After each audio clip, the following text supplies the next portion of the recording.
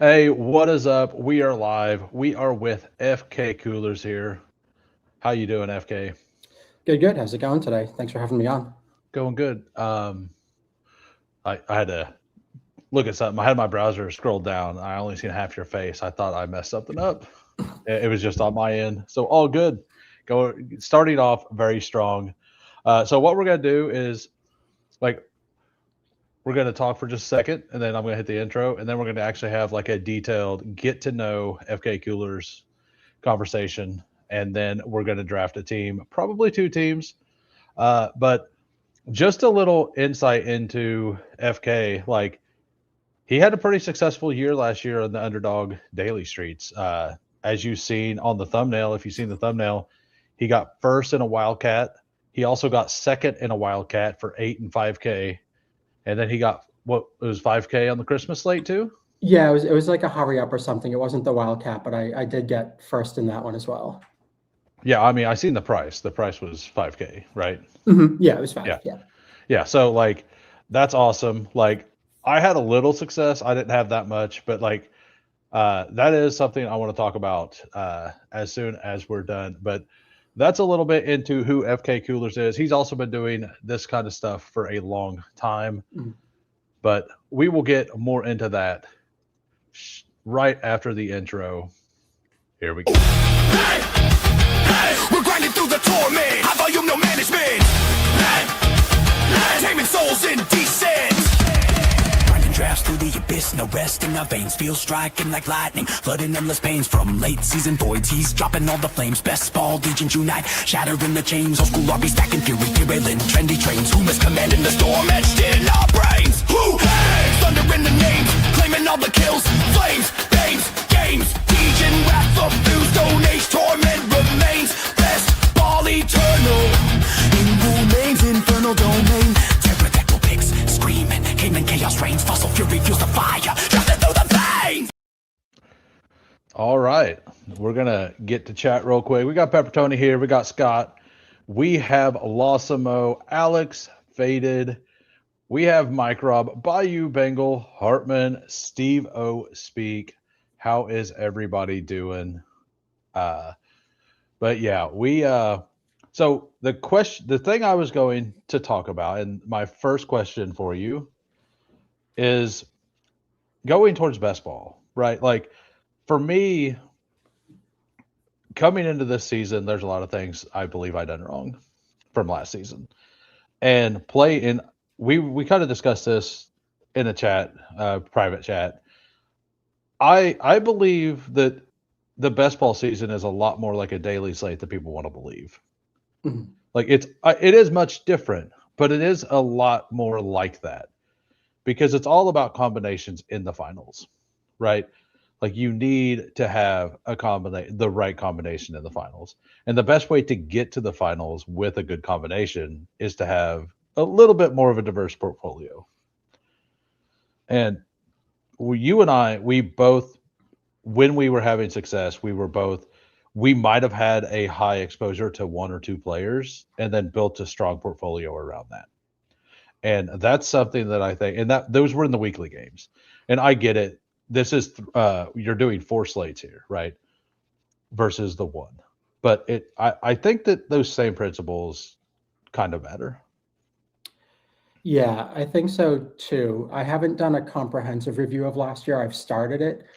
And to your point, I think one of the things I want to tweak is making sure I'm diversifying player combos. Like, because it's like you're saying, if you're just picking good value, but at ADP, through rounds 1 through 5, it's like you have to ask yourself how many people have made the same combination of 5 players. Yeah. And if you're sticking to ADP, the answer is going to be a lot of them have. So then what's actually separating you by the time you're at round 18 or round 20? Right. Yeah, and it all comes down to like what actually hits and getting the right guys there. So like you need all of that stuff. Like you need all of the pieces that got you there, and then you need the right piece when you're there. Mhm.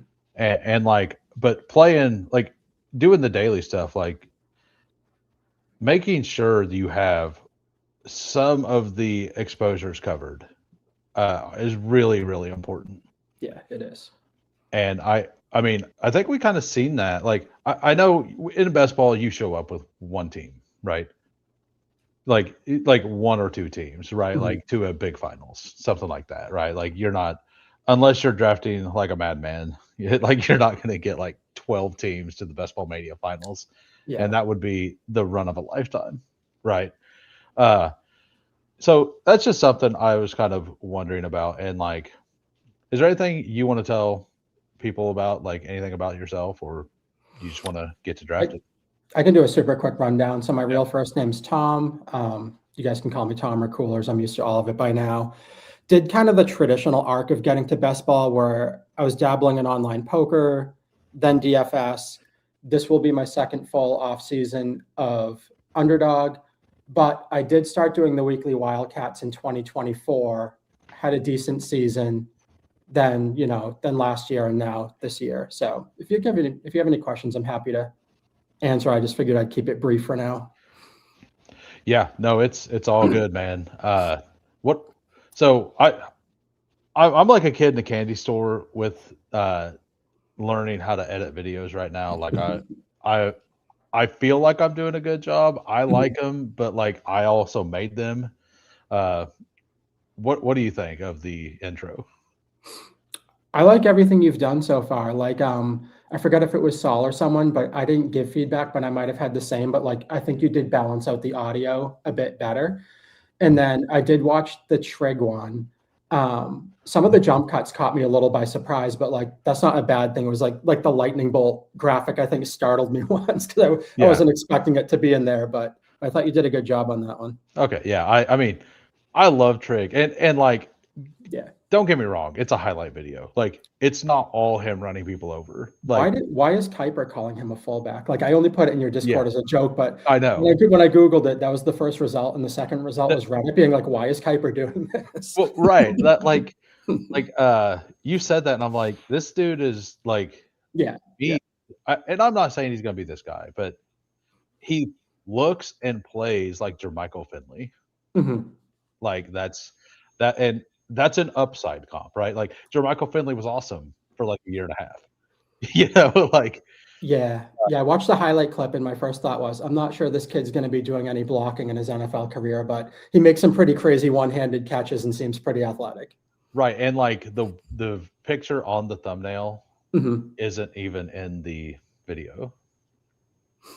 But anyway, we are going to go ahead and draft a big board team. We are going to go in 15 seconds. That's all we can arrest. We never leave the rhyme. Fury, endless, picks, relentless, fantasy, reigns. Who waits? Immortal.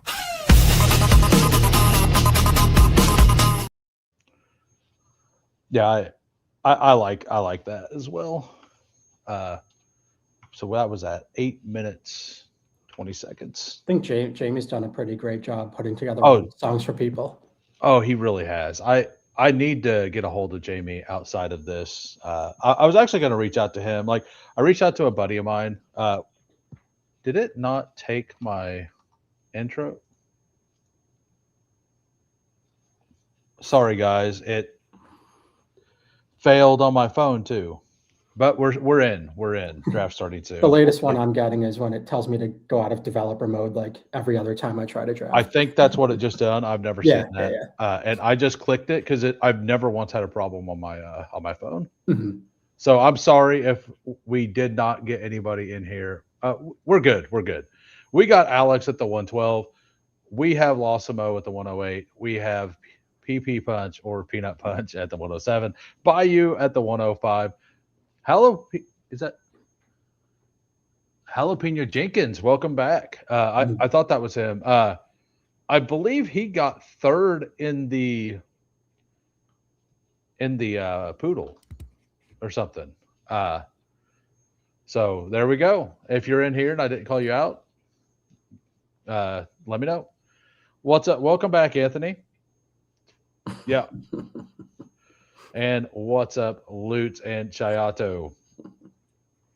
Yeah, so I've not been picking in the middle of the board at all. I've basically been picking a little later. And you're going off your own rankings, correct? I mean, we'll just go by ADP. It's perfectly fine. Oh no, I was just asking a general question about like the ones you have uploaded or ones that you put together and not from a site. Yeah. Well, they were very, very loose day one rankings. Mm-hmm. Like I just wanted to make sure I put the players I prefer. Like McCaffrey's the one I've been most interested to see where everyone's ranking him. I think it's a little irresponsible to rank him outside round one. I'm just not super interested in picking him in round one. That's kind of one of the I don't care where he goes. I'm just going to be 5 to 6%. That's what I'm doing, I think. Yeah, I might treat it the way I treated Barkley last year, which is like just kind of come up with a number in my head and treat it like a soft fade and be like, okay, if he slips to this, then I pick him. Yeah, that's kind of where I'm at. And I'm probably going to be closer to 5 than 6. It's just uncomfortable. Like he's going to be 30 or 31 and just that crazy amount of touches and didn't even look good running the ball. He looked okay. So we're on the clock. I like Almon here over everybody else. I'm totally good with that. I mean, I just finished bashing CMC for 3 minutes, so we knew I wasn't gonna say pick him. Yeah, I'm good. I honestly I think with the stuff going on in we don't know anything about Dallas right now, right? Like they don't have. No, I think we're all assuming Pickens stays, but it's not. Well, I mean, his franchise tag price is like pretty reasonable. Mm-hmm, right? Mm-hmm. So I assume he stays too. And if he stays, I don't like CeeDee Lamb at 6. And Jonathan Taylor, Jonathan Taylor's awesome, but if Daniel Jones isn't back healthy and if his running threat's not there, I think first round is interesting on him. I'm not saying that it's the wrong spot, but I definitely see that it could be a bad pick too. That's the cluster of players where I would sum up the way you did. It's like, will I pick them? Sure. Will I like it? Probably not. Yeah. Exactly. But I'm not a 0% drafter with the volume I do. So it's like, well, right. I pick them where I think it makes sense. Cooler's already in the locked in meme of leaning. I mean, Achane at 106, called having bad eyesight too, but yeah. Something like that, like Kyler Murray. I've actually heard some people, Derek Brown, Debro, mm-hmm. He kind of thinks that Indianapolis may go after Malik Willis because he kind of fit the Daniel Jones kind of he has the running ability. He's not as good of a thrower, but that's interesting. If they want to run that kind of offense, because Daniel Jones is still a free agent. If they can't, if it looks like he's not going to be ready for the first month or whatever, maybe they just move on. I think the one thing that feels very safe is they're moving on from Richardson, and it won't be him. All right, so we are on the clock here. Jeremiah Love, Omarion Hampton, Pickens. What do you want?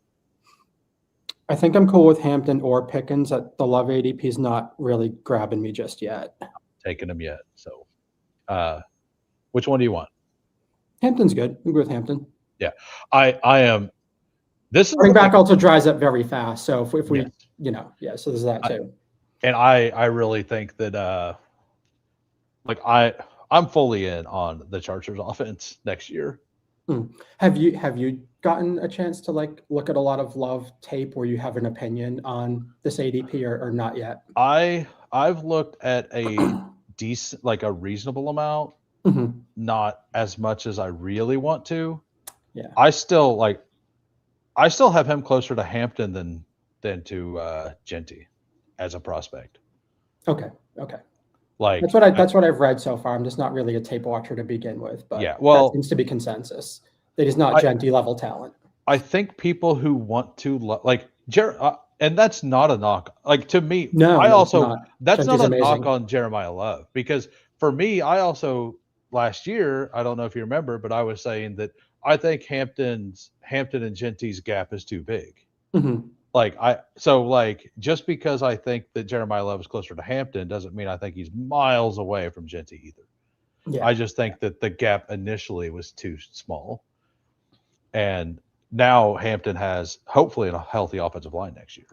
I think what I need to mostly read and figure out is like what level of pass catching talent Love might possess, or if he's just a pure runner. Because No, Genty can do it all, and that's what separates him. Well, some people are saying that he's a better pass catcher, but like I just don't think that's even like remotely close. Like I think he might be an equal pass catcher, maybe. Okay. Like if you want to be bullish on it. Okay, so we're back on the clock. We got McMillan, T. Higgins, Kenneth Walker, AJ Brown. I think I'm T. Bucky or Walker. T. Bucky or Walker. Let's go. Which one?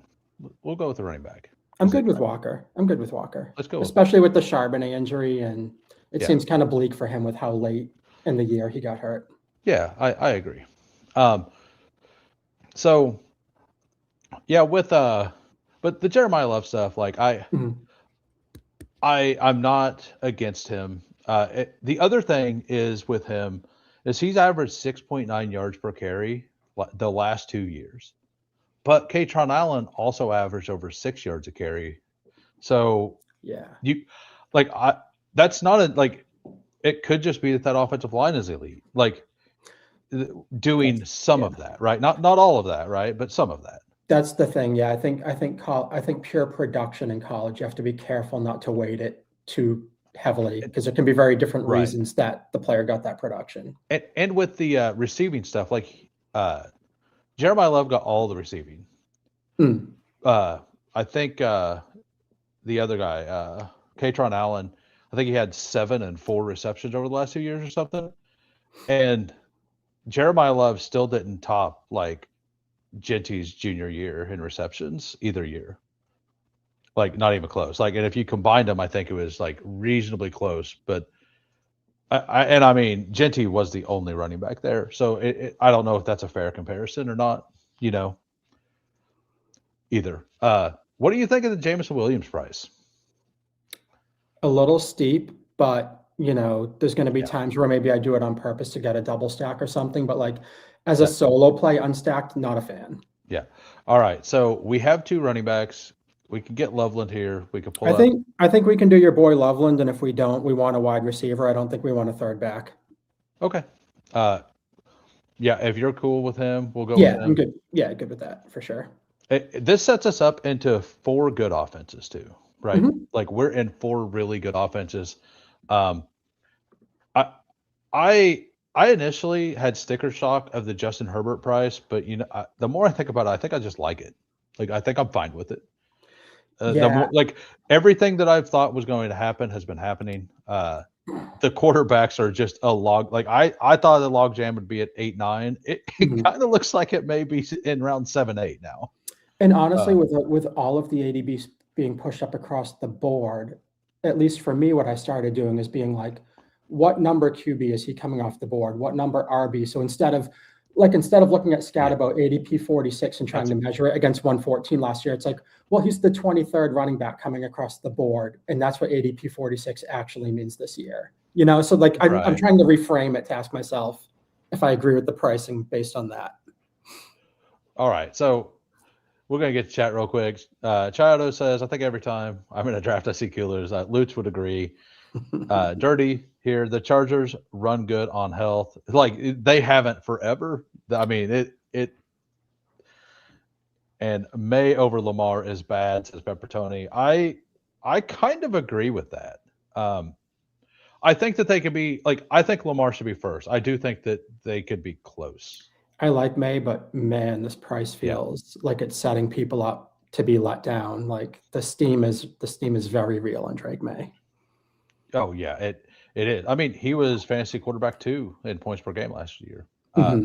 So we could get Watson, Tate, DeAndre Swift, Rome. We could go Rome and do the double stack here. Sure, we can do that. I'm good with that. Yeah. Because I've only done 5 or 6 picks, and I think my default would be to take Watson there. So it's like, this is helping me diversify in my head. I have a lot of Watson. Like I like number 1, like Jordan Love So there's some talks, I guess, coming from Green Bay that they may be moving off of Josh Jacobs. I've heard. Mhm. Um, if that happens, do they just become more pass heavy? Like all that. Like if they become more pass heavy, like Christian Watson's and my boy Tucker Kraft are absolute smashes. Yeah, I haven't read it, but Steve made a comment today. He's personally skeptical they actually do it, but that was the first time I heard it being Yeah, discussed. I've heard it twice. I heard Mhm. it. Yeah, I heard it last night somewhere. I don't remember where, I but feel like they'd also need to bring in a running back. It's not like you just make Emmanuel Wilson your bell cow. Although maybe yeah. I, so I'm getting this feeling that when's all said and done, like Jeremiah Love on a lot of big boards is top 10. yeah. But I think that's more of a draft class issue than anything else. But are you bracing to hear it announced for your Kansas City Chiefs? Because I think it's a very real possibility. I do and I don't. Yeah, I think it's like they shouldn't, but I could see them doing it. well. Look at the history. Like ever since Kansas City took Clyde Edwards-Helaire with Yeah, a that's first round pick, like yeah. they've not put anything into it. Like it was such a bad experience Mhm. Yeah, that was miserable. that, like, okay, so you and I have done something, and we did this in the Daily Streets. If Caleb's here, obviously we take him, right? Correct, yeah. But if not, I'm perfectly fine taking Justin Herbert and stacking with the running back. Uh, but Caleb Yeah, fell, so but that was a good point. I would have been completely fine with that as right. well, and then you have a couple of those receivers who come later on too. Yeah, and like Trey Harris might be one of the better values. Yeah. And Where you at on you QJ, by the way, since we're on charges? You good with that ADP, or is that too high for you? it well, so as a buyer of Bateman last year, Mhm. I'm saying that this is more aggressive and it's the same bet. It does feel a little Bateman-esque to me too. Uh, Like I think he's a better receiver, but it's the same yeah, risk. he is. And he's got a Yeah. better offensive like Yep. I guess not really. Like he's got a better offensive line if they're healthy. Mhm. But like something you and I done specifically, like I don't think we ever hit with it, but like it did hit 1 or 2 weeks, and that's stacking your running back with the quarterback in the dailies.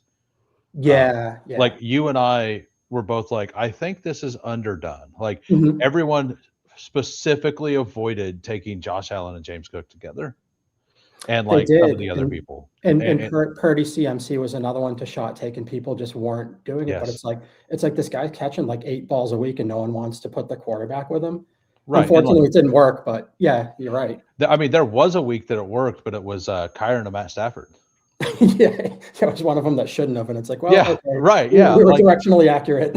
which kind of proves Mhm, what we mhm. were like the way, because that was something we talked about in our Discord, right? It was, yeah, yeah. And I think that is underdone in best ball as well. I think so too. Yeah. So, let's see. What's your take on Worthy, Golden, and BTJs? I think they're all fine prices right now. I haven't gotten to much Golden yet, but I like the price. All right, so we got a little 1-2-2-1 going so far. yeah, Okay. like I don't know about you. I'm fine taking Jalen Hurts and just being done. I'm fine going elsewhere. I don't think I want a second QB this early, so Okay. I wouldn't mind doing something different. I think What- Pearsall or Pierce Pearsall. would be okay to me. Pearsall. Yeah, Go I'm good with that. That aligns with my biases already, so totally good. I mean, I know you and I aren't quitting Ricky Pearsall. I mean, I just think he's a versatile route runner with great hands, and we just have to hope that he can stop getting hurt. But I think he's pretty talented. Marshawn Lloyd, never wrong, just early. It's Yeah, with the Green Bay running back comment. So back to the Jeremiah Love and Kansas City thing. Like I'm very against it. I do think that it's in the realm of possibility, but I think Brett Veach feels shock from that. Like one of his only bad picks, like really bad picks, like was that right? was Yeah. the Clyde Edwards-Helaire pick. So Really like quick to circle back to big draft synergy, because I think I might have made you Yeah. skip over it. That one. My bad. I'm personally a Brian Thomas buyer. I don't mind the Me too. ADP. I don't mind the Worthy one. Golden I can get there, but it's not like it's far from a priority. It's more like if he's there and I Yes. need a receiver, then sure. But that's how I would break it down for myself. No, I think him being a 130 is correct. Like if Romeo Dobbs leaves and he moves up 15, 20 spots, I'm just fine buying it then. And if Dobbs stays, I don't want those shares at 130. Yeah, because Wicks and Dobbs are the two free agents, and maybe Wicks isn't even that much of a factor to begin with, but there's a good chance that both are on new teams this year. Well, Kyle Benungai may fall to us. Would you want to fall all the way in, or do you want to go elsewhere? Because I'm fine with whatever. Like we could take Laporta, be done at tight end, as well. Well, we can't do that. Do you mind Jacoby, or well, your ranking does seem to mind him, so I guess I shouldn't have asked. I mean, we can take a Jacoby share. Okay. I like Shakir a lot more. Do you want to start Shakir and move him up? I think you have time. We'll just take Jacoby. Okay, sorry about that. The 20 seconds talking's tripping me up. No, it's all good. Like part of this, like part of the Who Crew streams are going to be to help me diversify as well. Like, yeah, I asked that question. That I saw the rank. I'm like, oh, that answers that. Can I ask you what does have you like ranking him significantly below ADP? The reason why is Bayou had Trevor Lawrence right next to us. My bad. That was not intentional. Yeah. I hadn't even looked. I'd probably say sorry multiple times on any given day about accidentally taking someone's player. Yeah. For me, like, I think Parker Washington clearly is going to be the guy. Okay. And I think Brian Thomas Jr., like, I'm kind of buying the whole, like, and I mentioned it a lot. I'm buying the whole, he hurt his, like, and nobody's talking about it. He hurt his hand in preseason and just never really recovered. And I think that attributed to the drops. And I do think that, like, the whole, him being a second year guy learning a complex offense and Jacoby Myers being a pro and be like, there's a reason he stepped in and was good because he knows offenses. He's been in several, right? Yeah. And then same with Parker Washington. He's just been around a little bit longer. I think the BTJ, I think there's a really good chance that he takes a leap this year back, like not necessarily to where he, like, I don't think he's ever going to go in the first round again. People are going to be very scared of that. Like, I think I have one more Jags question for you, but I know we're up in 2, so I'll wait. And I do not believe Travis Etienne is going to be there. Okay, so you anticipated my question. I was going to ask for your Etienne opinion. All right, so what do you like here? Do you think we should tack on one of the running backs so we don't fall too far behind in that category? Or I'd be cool with adding Purdy too and having 2 QBs. I kind of like the Purdy. I'm cool with Corum as well. No, let's go Purdy. Because I think we'll fall behind in QB faster than we will anywhere else. Right, and like this with Loveland, like, so this is something I haven't done yet, but I want to do. Like, take Colson Loveland, and then if George Kittle's there at ADP, who I don't like because I don't think he's gonna be ready until like week 10. Okay. And then you just take a late tight end like a Juwan Johnson or something like that. Yeah, I took Kittle a couple times early stacking with Purdy, but I think I'm going to chill for the same reason because I wasn't confident he'd be ready, but the more I read into it, I'm like, maybe there is a chance he's missing that many weeks. No, I fully think so. But if you get him just for the playoffs, like a team with Juwan Johnson or Hunter Henry, like it would be spending some capital at tight end, right? Like you're probably going to be hoping to flex, like with that, you're hoping to flex a tight end in the playoffs. And this might be the contest to do it with the 2 extra rounds. I don't think I'd be inclined when we hit the 18-round contests. Yeah, and absolutely. Like I don't want zero Kittle, and I don't think I'm going to get very much at all when we get to 18 rounds. Yeah, but at that point, we're also going to have better information. Yes, definitely. So, like at this point, it's all a guess. Algier gets pulled all the way up. He was one of my targets Mhm. early on. I really liked him. I ranked him high, and then he just kept going higher and higher and higher. I'm like, oh, okay.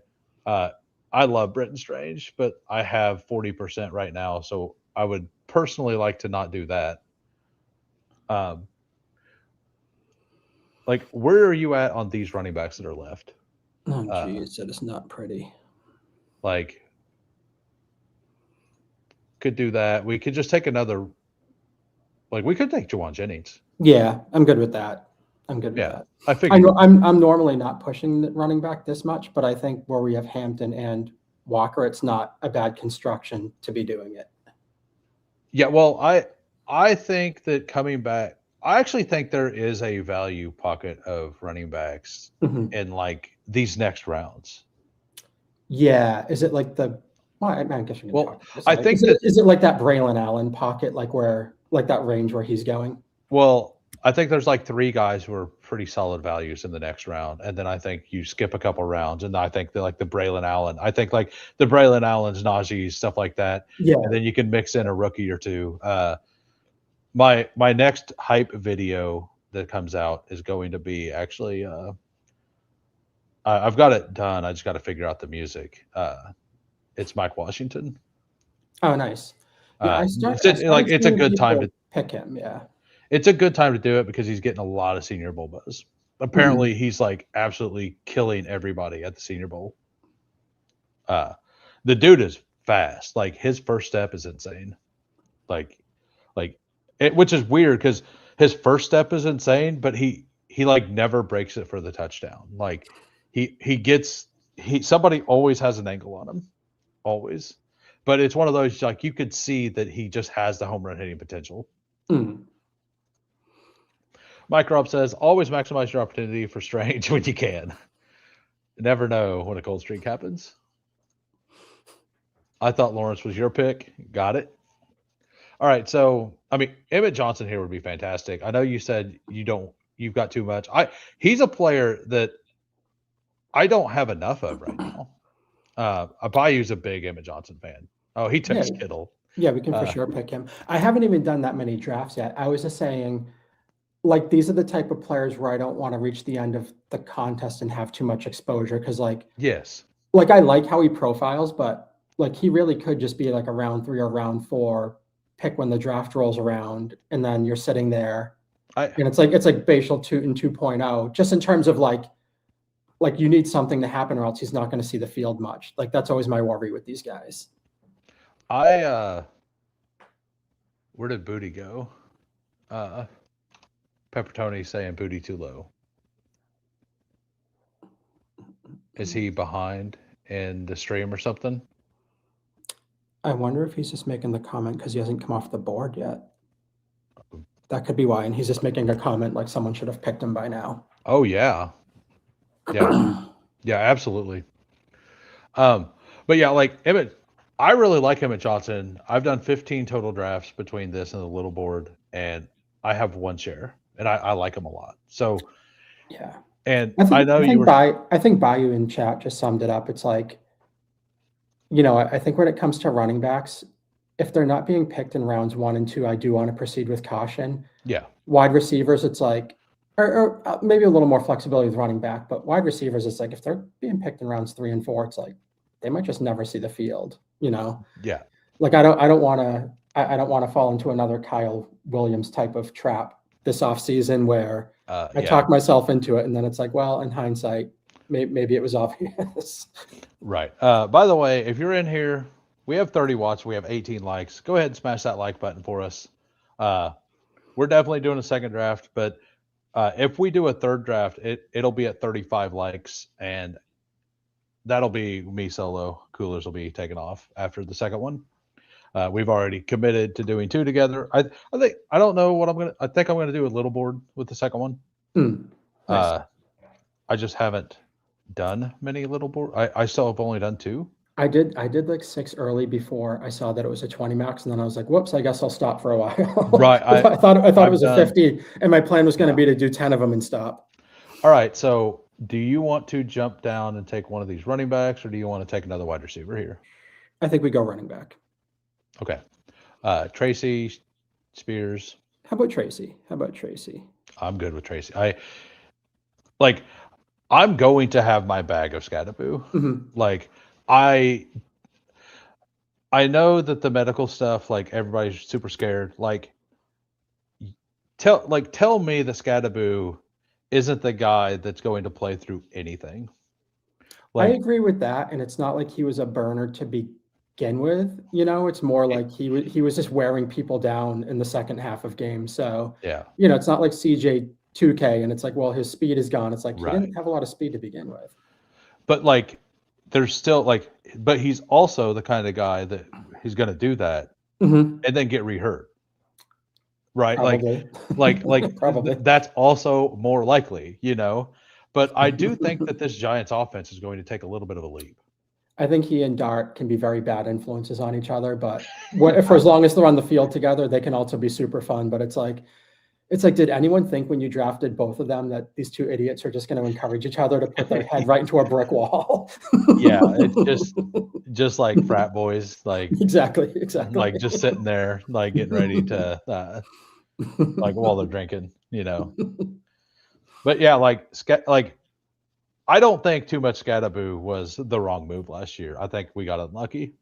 No, Like if, that was a very good ADP last year. I was yeah, initially a skeptic, and then I crowdsourced it, and I was like, I think I'm the one on the wrong side of this. Like, it seems totally fine to me.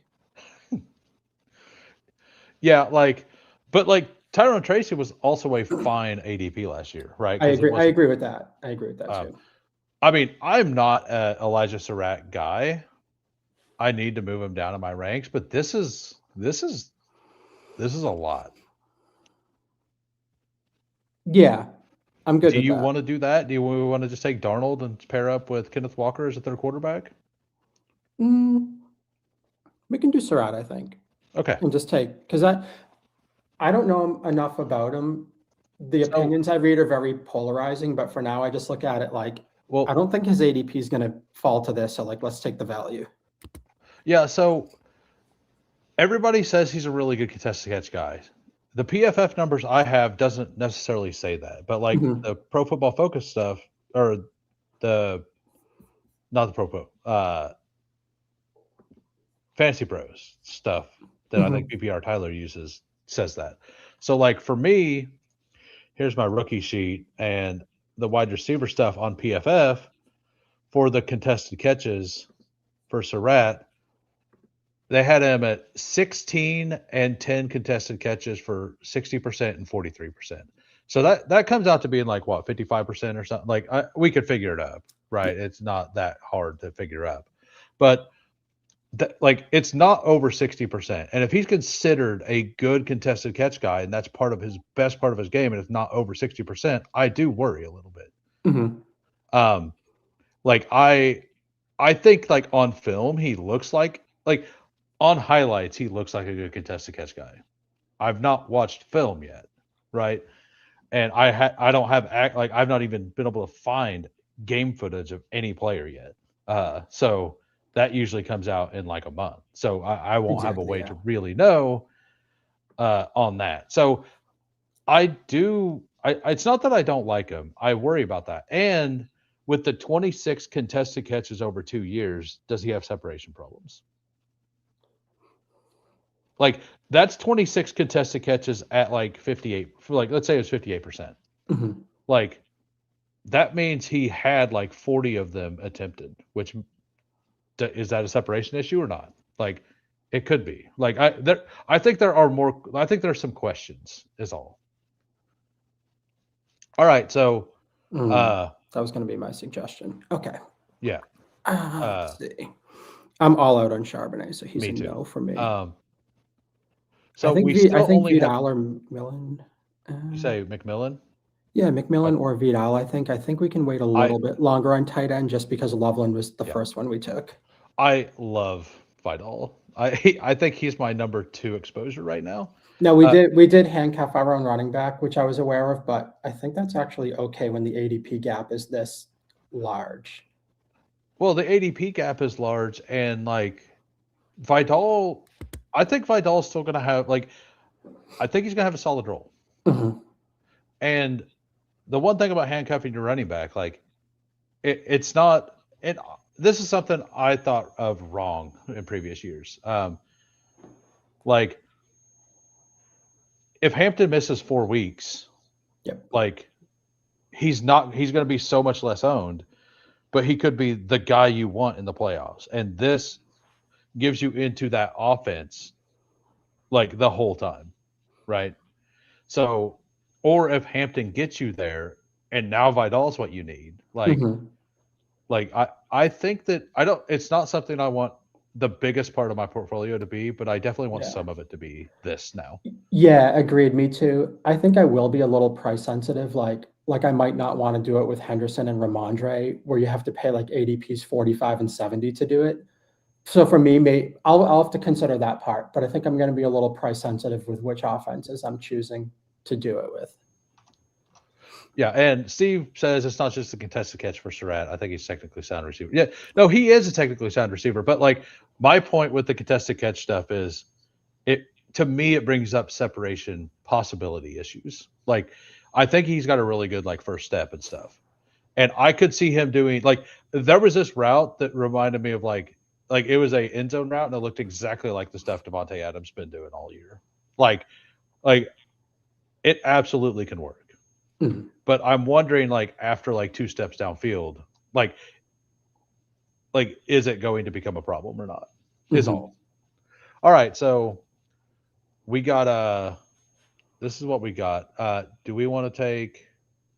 What do we want? Do you want to do T Ferg and pick up our second Yeah. tight end? Oh yeah, I love D Ferg. Because basically, I think once we passed on Darnold and the board kind of scoops some, I think we're either accepting the fact that we're stopping at 2 or really kicking the can a lot Yes. further down the road on QB. Are you gonna buy into the hype that like Michael Penix is almost for sure going to be the guy? I think like at this point with the news we have, like getting him as like a 16th, 17th, 18th round guy, even unstacked, because it kind of feels like he's going to be the guy. But I'm fine with it. Like I wasn't a big fan of his based on stuff I saw and didn't draft a lot of him last year. But putting that aside, I like if his health wise, if he's fine, like he's going to be the guy because I don't think it makes sense for the team to do much else. So I'm good with it.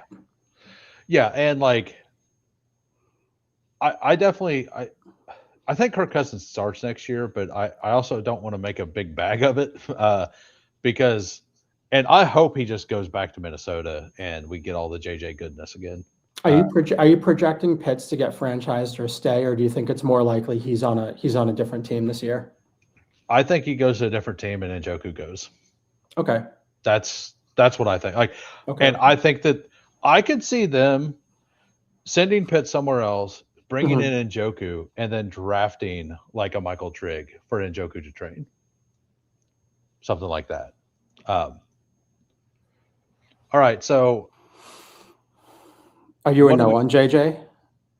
Hold on, we're on the clock. What do we want to do? Do we want to pick one of the 2 QBs and decide which one between Penix and JJ and just grab our third? I'm fine with either one. Which one do you want? Let's go Penix. We were just talking about him, and we seem to be okay. Okay. With that. Yeah. I think they're both unstacked anyway, right? So there's no tiebreaker advantage or anything. Well, Penix at least, like I feel like there's options to stack Penix still. Yep. JJ, agreed. there's not. Agreed. I don't think so. Like Naylor's not a real pick if he's even there.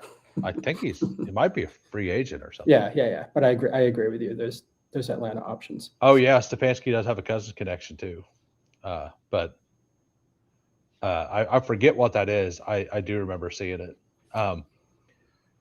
But we're almost at 30 likes already. So looks like I'm going to be doing a third draft because 35 is the number. We got 36 watching. Hopefully everybody's enjoying the content. If you're new to the channel and you like what you're seeing, please hit the sub button. Also smash that like. And for those of you who are just joining, this is FK Coolers. He's been a member in the Who Crew Discord. He's been one of the most active members since the season started. There's been a core group of like 8 of us who are pretty active in there. It's definitely gotten a lot more active lately. So It's pretty awesome. The Discord is it's pretty fun. Like everybody kind of stays relatively like on everything. Okay, so what do we want to do now? Do we want to go with another tight end here, or do we want to go with a running back, like one of these Brian Robinsons, Najee? How about B Rob? I don't mind. I don't mind B Rob. Yeah, Because I'm we're both kind of fighting McCaffrey, which in theory should make our opinions on B Rob just a little bit higher too. I mean, B Rob is a free agent. Oh, okay. Well, which is why I like maybe I've been assuming they'll just keep him because it probably won't cost much. It might not, but I and they traded something for him. I mean, it was a 6th-round pick, but like I think that he's the kind of guy who is going to go somewhere and carve out a bigger role than he had this year. Yeah. I mean, Garendo got shadow realm, so it's like, yeah, like I never heard that guy's name again, and I'd see him randomly return a punt or a kickoff or something. So it's like I don't think they plan to use him much. I don't know if you've noticed, but we're still at 6 wide receiver, so we're done. I did see that. But like we have a lot of early ones, like a reasonable amount of early ones. So like I like the build so far. So we can remove that. So all we need now are these. Jake Tonjes is actually a pretty fun pick, I think, for this team. Do we think Darnell Mooney gets cut? Like, I kind of feel like Darnell Mooney gets cut. Apparently, they save 11 millions. Millions, I guess. I guess I'll say not millions. I do feel behind the curve on a lot of the stuff we're bringing up right now. To be honest, and that before I do a lot of drafts myself, that's where I need to get caught up the most. I'm not where I want to be yet. Same. I will say that. And whenever I'm not streaming, I'm not drafting right now, pretty much. I've only done 5 big boards myself, and I think they've all been on streams. Yeah, so like I definitely need to get there. So I kind of like taking him to pair up with Purdy. I'm totally fine with that because I think wide receiver options still present themselves later, where tight end probably won't. Right, and we have Amon-Ra, Rome, Ricky Pearsall, Jacoby, your boy, Jacoby Myers, Juwan Jennings, your 115th ranked boy, Jacoby Myers. Yeah, I get it though. I do get it. I don't think that, like, number one, I think Brenton Strange is going to become a huge part of that offense next year. I like him a lot. And I think that him and Jacoby are I'm not saying they're the same player at all, right? But I think that they're going to compete a little bit more for the same style of targets. I think so too, because that Liam Cohen offense seems content to do a lot of those short to intermediate throws and use the middle of the field a lot. They're not really bombing it. Right, and they use that to get somebody deep, which would be the BTJ. Yeah, and exactly. Like Parker Washington apparently is going to be Chris Godwin. Washington's not the most athletic guy, but he still finds separation and just amazing hands. Like he's just bringing in almost everything that goes near him. It's impressive.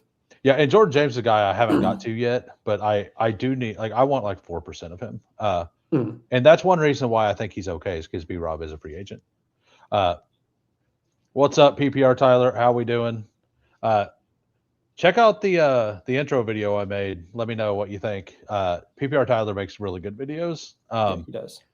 I would like to know, he's given me some pointers on some things to do here and there. So I always listen. I don't necessarily go and do it because, to be honest, I could be a little lazy at times.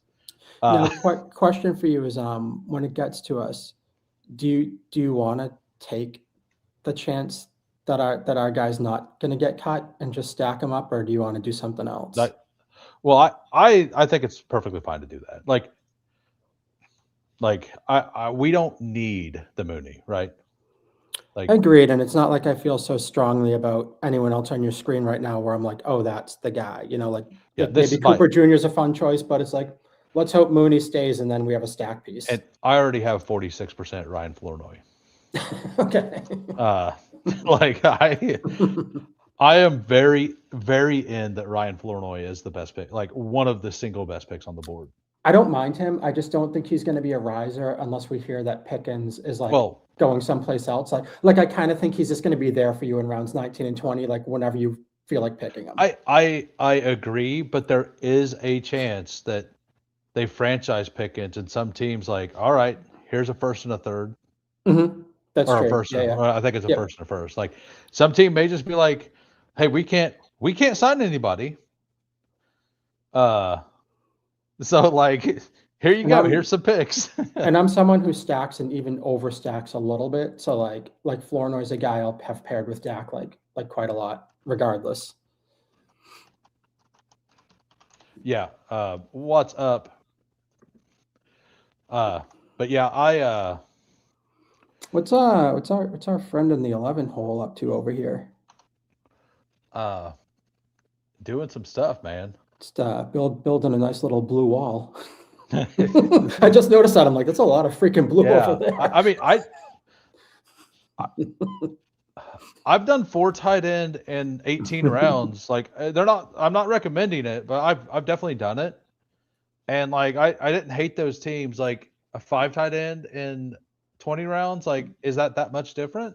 Like like I'm not going to recommend to do it, but okay, so what do we want to do here? Do we want to who's your favorite late round pick? I'm good with whoever if you want to just throw a dart. I don't have a favorite on the screen because I don't really like most of them. I haven't taken this guy yet. And we have veterans. Yeah, like Bateman would be a name I would have thrown out, but like I don't like on that list that was on your screen. I'm like they're all just interchangeable to me, kind of. Malachi Fields is a guy who could be okay. I don't love, but like I'm fine mixing him in at the end. The name that I really like is this guy, but I don't think he gets a first 3. I think he goes in like round 5. I think that he's a guy that is going to be super fun next year. But I've already taken him because, well, I'm a Degen. All right.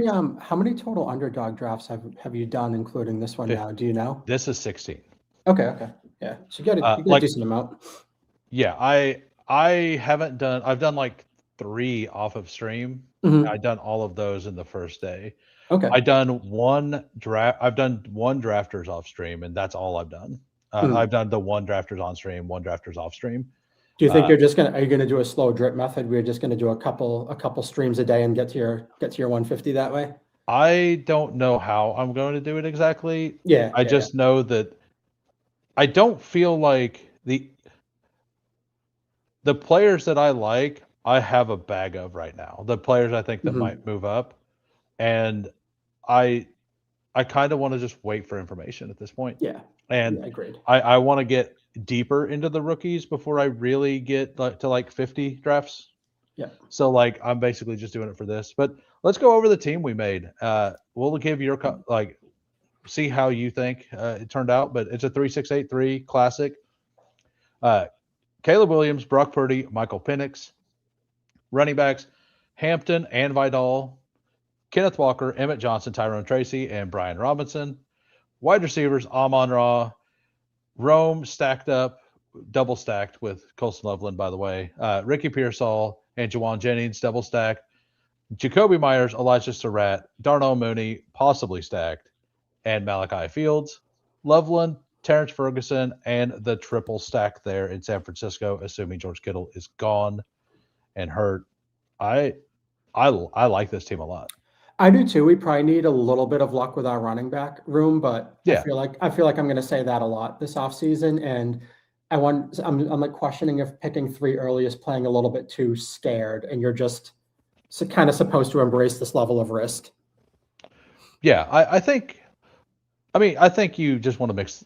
I definitely feel better whenever I take 3 in the first 5 rounds. Yeah, same. But I also, so this is something else, and this is one of my things I learned in the offseason, and we'll see what you think about this. One thing I did a really bad job of is, and I think you're really good at not doing this, having imaginary lines of where talent evaporates. Mm, Like, okay, I think at this player, at DeAndre Swift, there's a gigantic drop off mhm. when the ADP doesn't show that there's a drop off. Yeah. Like taking very like 2 to 3% of RJ Harvey and Travion Henderson because of that instead of like 5 to 6. Mhm. Uh, so like, what do you think about that? Because that's something that I think that I've been doing wrong. Like, so like last year, my imaginary line was at the worst possible spot, and that was Brian Thomas Jr. Mhm. Uh, and I just had like 15% because he was my imaginary line guy. And my entire season would have been so much better had I not used like I think drafting on tiers makes sense. And I'm not saying don't be overweight those players, but like being like hard and fast, nope, there's a line here. I did that a little too often. I tend to not IKB stuff. I wouldn't call myself a spreadsheet guy, but by and large, when I do a draft like this, for the first, let's call it 3 to maybe up to 5 rounds, I'm just trying to take who I think the best values are on the board and then deploy draft capital smartly for the remainder of the rounds and just try to make a good team out of it. Instead of me having tier breaks and just saying like, because I don't know Yeah. what I don't know, and And- I don't even know if I know anything. So it's more just like I just want to get good value early on, vary my combos, and then just try to make a nice, well-rounded team by the time I've made my final pick. Yeah, that's actually exactly like how I think I should be doing. And like it's going to be hard to not be like I think there's a big drop off here, Mhm. but to more often than not to just take a guy who I had a couple picks later And who it's just you don't know what teams are going to surprise good or surprise bad, and you don't know who's going to get hurt. So to draw that line in the sand, it's like how many things do you need to weave through and thread that needle to actually be right at the end of week 17? It's so yeah. yeah. All right, so as I've said over and over again, I will review all the teams the first draft you're in with me every stream. So we're going to start with Jalapeno Jenkins, and I'm going to give you. I will read off the team, and I will let you review it. We got Josh Allen, Baker Mayfield, JJ McCarthy. Whether you like it or not, you get to review it. Just so you know, Derrick Henry, RJ Harvey, Ramondre, Zach Charbonnet, who neither one of us like, Damon Claiborne, Mike Washington Jr., wide receivers, Jamar Chase, Igbuka, Michael Wilson, Shakir, Godwin, Shaheed, Adonai Mitchell, Rashad Bateman, tight end, Dalton Kincaid, Barner, and Stowers. I believe he's got Josh Allen double stacked there, That's really good. and he has double stacked Tampa Bay as well, and just like JJ McCarthy at 190. Like Yeah, so the only like things I would say, it's tough to like kind of for me to remember the entire team in my head, but I think this is a good balanced use of draft capital, like I was talking about. The two things I kind of don't like as much is I'm just out on Charbonnet now until we get news. So like it still being January, I'm not incentivized to pick Charbonnet yet. And then I don't know if maybe he just got handcuffed and needed a QB, but JJ's a guy where like I'd obviously prefer to have him stacked, but I think it's okay if you just needed a third and wanted a third. he has some rushing upside. Like people forget like that's one of the things he actually done okay was run around. Yeah, he might not make the smartest decisions when he runs, but he's mobile and he's willing to take off for sure. Yeah, he's like Jackson Dart who throws the ball worse. I tend to think that they're just going to roll with him again because I don't think there's anyone that can draft to replace him because it's not a good draft class. And I'd be a little surprised if they bailed on like a 10th overall pick in the draft this fast. So I kind of think they're going with him, and it's just, is he going to stink again or is he going to improve? Like that's how I'm approaching it.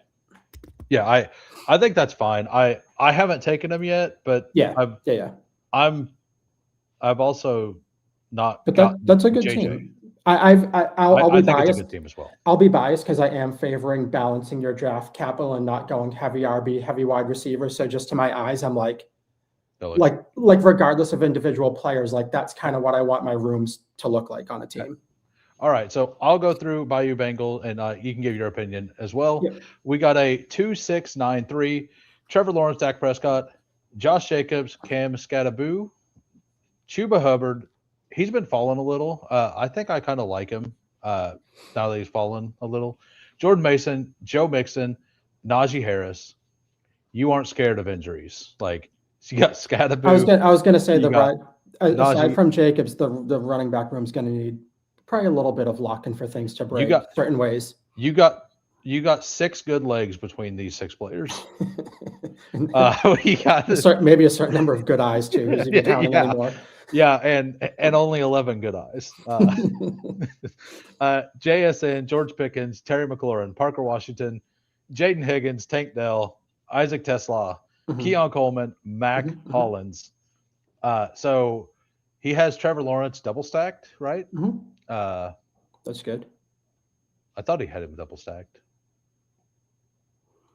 Oh yeah, he's got the double. Yeah. Strange. Brett and Strange with George Kittle and like this is exactly what I was talking about.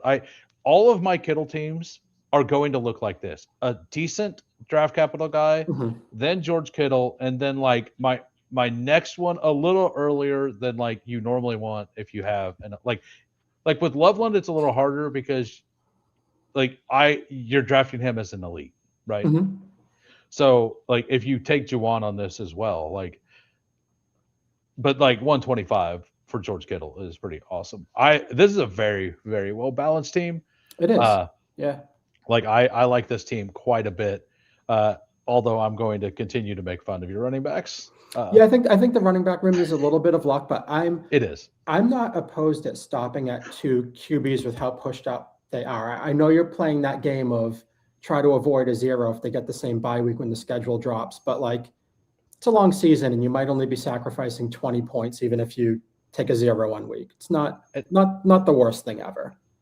All right, and we're going to take a minute right now in between these reviews, and I'm going to shout out all of the other content creators that are in the space right now. We got Fanspeak Network. They are awesome. I'm sure a lot of you guys came from over there. I'm sure most of the people watching me are watching a lot of these other content creators, but if you aren't, all of these guys are awesome. I've collabed with almost all of them. And the ones I haven't, I am definitely going to go forward with. We got PPR Tyler, one of my favorites. He was one of the guys that actually got me interested in streaming. Like I was like, he was like, because he's a younger guy and he's just like, hey, I'm going to do this. And he's got good energy. He knows ball more than people want to give him credit for. He definitely has his opinions on things. But like, there's nothing wrong with that. Then we got Bayou Bengal over on Fantasy that network. Best Ball on Call doesn't stream very often because of work, but he does try to stream when he can. Chad Candles, your morning goat, and then we had Emo Cowboy, who is where's Emo Cowboy? Yeah, Emo Cowboy. Y'all know him. He's a buddy with PPR Tyler, and they are over on the Toxic Tower. Big Draft Energy. I ran a show every week with him on his channel that we did start sits on Saturdays last year. And there was Chayato earlier, who is fantasy football in Espanol. That is the rundown. Those are all content creators. Anybody here who wants to follow any of those who like the information here, you'll find good information there as well. Totally agree. Yep. So wanted to take that time. I usually it's harder for me to get that in whenever I have somebody on, and I like to shout everybody out. I think I'm sub to all those guys. It's just sometimes like I'm not a morning person, so I'm catching the replay on Chad's, but I definitely watch all of these shows in one way or another and enjoy them all. Back whenever I was working, because I'll probably be back working in 2 weeks. But when I was working, I was always up way before Chad Candle streamed. Now that I'm not working, I haven't woke up within 2 hours of him streaming. like I'm gonna struggle whenever I go back. That's happening. All right, we got PP Punch here. I know, like Peanut Punch, and then we have the 3692. Jalen Hurts 79. Like there's just. I just don't get it. It's a strong QB room. I like that style of building a QB room. Yeah, like you got Hurts and Goff, and then huge swing there with Malik Willis. Like this is like awesome. Yeah. Quarterback room. running back room, Taylor, Swift, Montgomery. He's the one that took. Like, I really wanted Montgomery on our team. Not that I thought he was going to be in Detroit, but I just like his value right now. Katron Allen, Alvin Kamara, Ray Davis.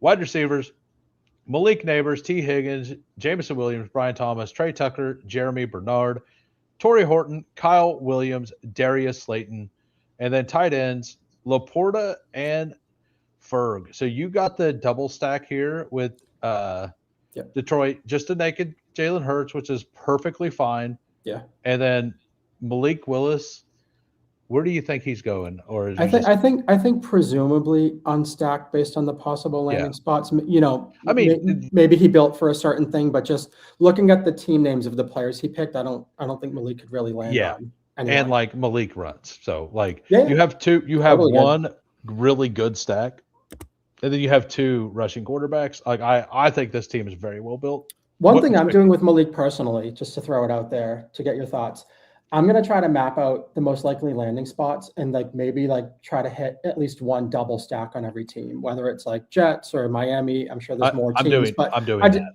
Yeah, I just want to kind of cover the bases there for someone like him. Something else I'm doing is if I take a late, if I take Michael Penix late, I'm taking David Njoku every once in a while. Yeah, I haven't played Njoku to land on a certain team. I just assume he can only rise. So I'm picking him. I'm just going to pick him a lot early. And we got Thad, the fantasy monster here. Yeah, all of us about to be streaming. Absolutely.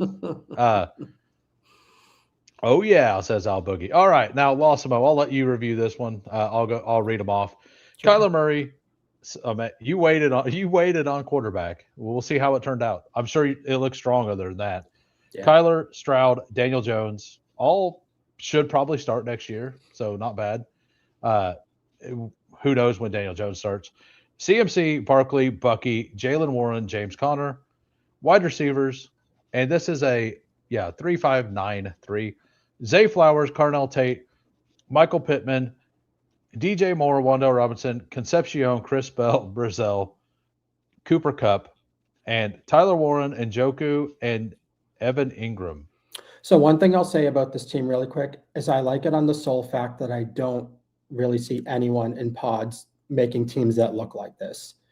So I think if you connect on the right dots, you have a lot of upside because people are so locked into the same builds right now, probably including myself. I don't see anyone doing this with QB room. So just conceptually, I like being willing to go against the grain early like this and just build one.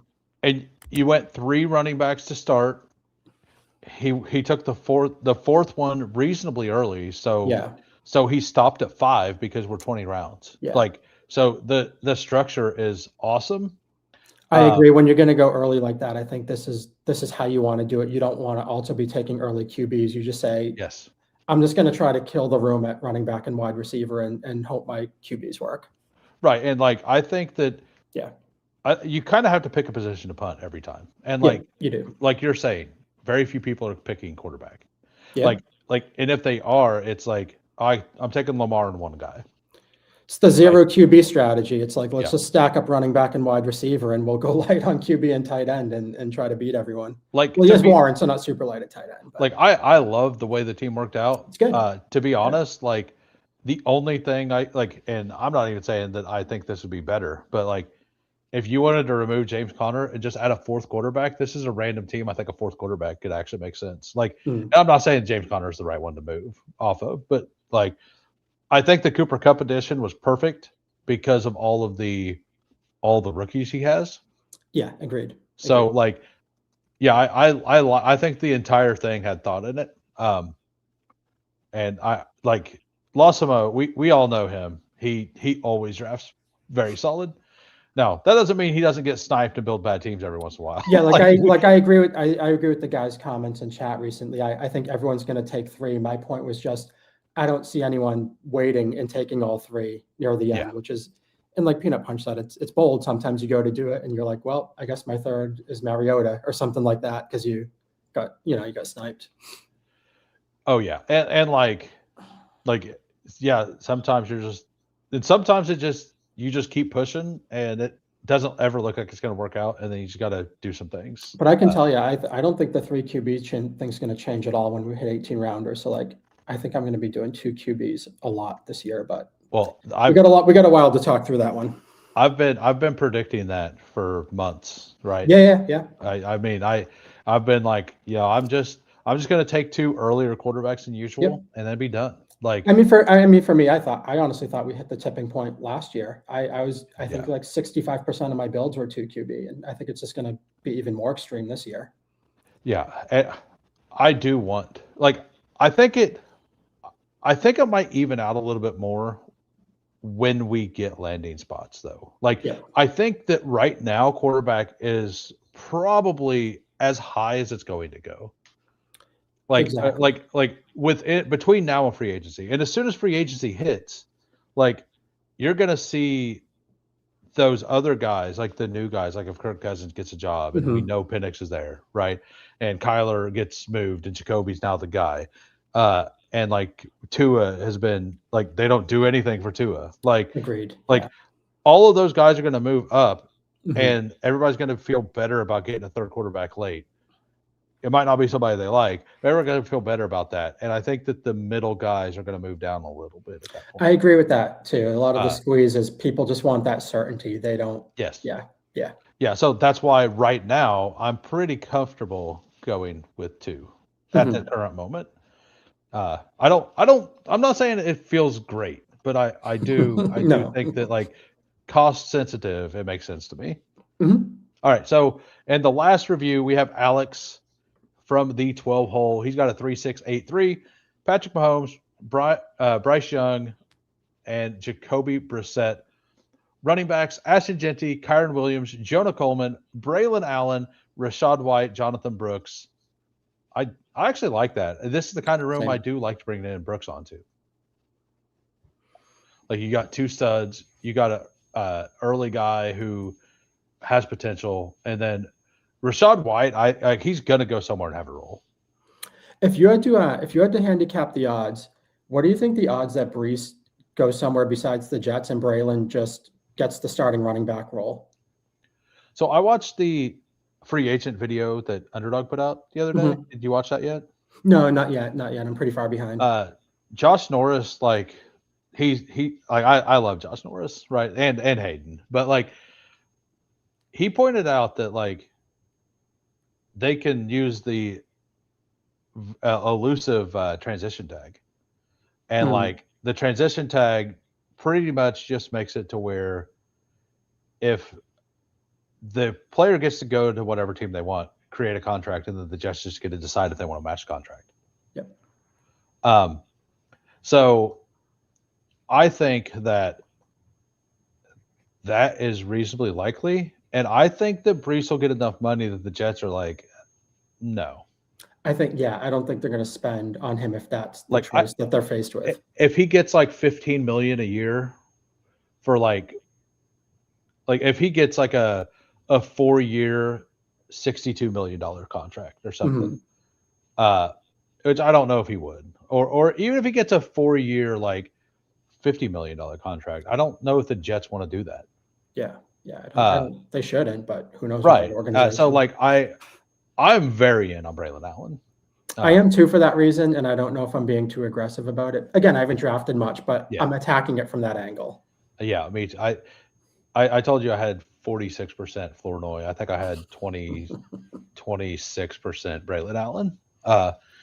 So wide receivers: McMillan, Jalen Waddle, who I want, and I'm picking at the front end of the board, like, constantly, so I don't have anybody at the back.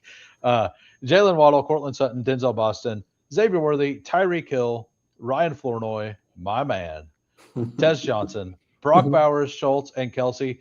This is exactly what I'm doing with Kelsey. I'm taking a big tight end. I'm taking another tight end. And then I'm just taking Kelsey as, like, what if it happens? Like it's like, I treat it as a round 180 or a pick 180 George Kittle at this point. I don't think he's going to retire. There's just a decent chance that with him turning 37, that he's just not going to produce enough in this format to give you something useful. I mean, he still was 7th, I think, in receptions last year. Yeah. Yeah. But yeah, I think this is a really good team. I think all these teams were really well done. Yeah, me too. So I think we're going to do another one. I think I'm fine just doing another big board. What do you think? You want to do another big board? I'm cool to hang and roll with whatever you got planned. Well, before we do that, we're going to do the most important part of this, and we're going to go name this, so I don't forget. I do it on stream, if I remember. And Penix. I'm reading Alex's comment. That's Do brutal. what? I'm not logged in to pull it up, but he started Genty Bowers and then Mendoza went like 30 plus spots ahead of ADP. Oh, yeah, that's the QB thing we were talking about. It's like it's brutal out there. Yeah. All right. So there we go. That's in there. It's named. We're good. But we are gonna go back. We're gonna go do another big board, and we're gonna join the big board in 15 seconds. Bestball together, rats. We never leave the grind. Fury, endless, breaks, relentless, fantasy, reigns. Who wins? Immortal.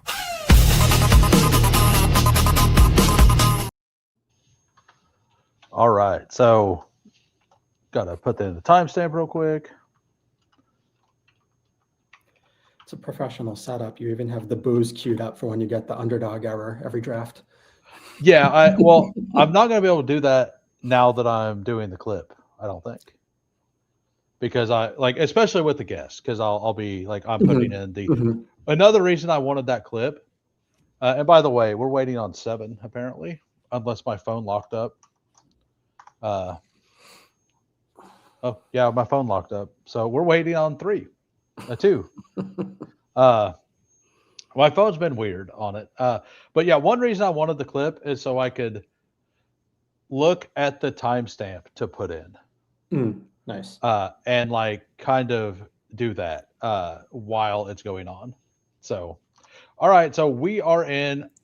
I told you I had 26% Bijan Robinson earlier today on Fanspeak Network. I'm just getting the 101 over and over again. Like I'm not mad about it. I am not mad. Like I'm not mad at all.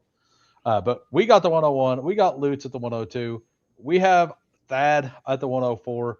We have Forey Wayne at the 106. Peanut at the 107. Bryson at the 110. Alex at the 111. This is a Who Crew slaughter, is what this is. A lot of really good drafters. A lot of really good drafters, which means most likely the quarterback situation, like we don't get sniped as hard as you normally would have. Yeah, absolutely. Like, yeah, the devil.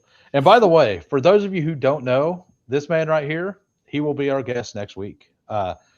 Another very active member in the Discord, and also had a pretty successful year last year in Bestball. I don't remember what, like, I don't think you specifically, Coolers, had I didn't have a good season in Bestball, but I made up for it for the most part with the weeklies.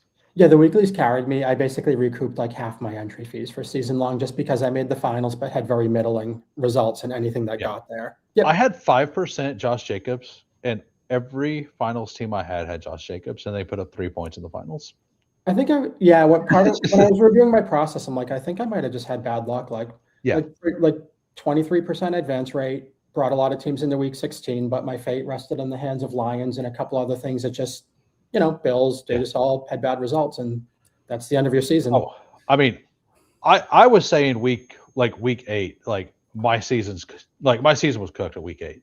Like it was like the only players I had. Was that the week Scatterbo went down? Well, I mean, we could just look at my exposures later if you want, but like basically all of the exposures I had that were hitting or going to hit or might have hit, they all got hurt. And I had some bad takes in there too. And we all have some bad takes, but all of my bad takes absolutely stayed healthy. Like every one of my bad takes was like the healthiest players in the NFL last year. It's pretty comical, honestly. Like Darnell Mooney and Xavier Worthy, like I know they played, but they were both supposedly hurt the whole season too. Yep. Right? Like maybe they are bad. And I think I can agree that Worthy at the price was probably in bad ADP. Still. Yeah. Like I think I can, even though I think that the worst, like one of the worst case happened, I do think that and like I could reason with it. I think I could still say that looking back on it, taking him over some of the players that were going in that area was absolutely wrong. Because Pickens was going like next to him at some point. Pickens was going way after him for a lot of it. So was James Cook. Yeah. Like, and like because there for about a month and a half, he was going at the 3-4 turn. Oh geez. Yeah, I think the Worthy ADP was still too high, if I'm honest with myself. But I thought I was getting him in the mid 40s a lot, but it might have been worse than that. Well, it was because when the Rashee Rice suspension came down, he moved all the way up. True. Yeah. I might have backed off at that point because I think the only reason I was heavy Worthy is because I talked myself into just being heavy Chiefs total. Like I'm not sure if I would have done it otherwise, but I was just heavy Chiefs period. So a little too much Pacheco, just kind of fell a little too much Hollywood, just fell into all of it. Yeah, I was reasonably heavy Chiefs, and like one of my bad takes was Isaiah Pacheco. Like I was like, well, Kareem Hunt's not going to do it. We have an absolute hero here. I just saw that too. If you think quarterbacks thin, usually, like, yeah, thought leader, our best ball thought leader here at the 9 hole. Like I guess we're taking 2 quarterbacks this draft. I think the funniest thing is I don't think Higgins or Chase Brown are going to reach him. I'm just like looking at that and the way the board goes out. I'm fine taking both of them just to make sure it doesn't happen.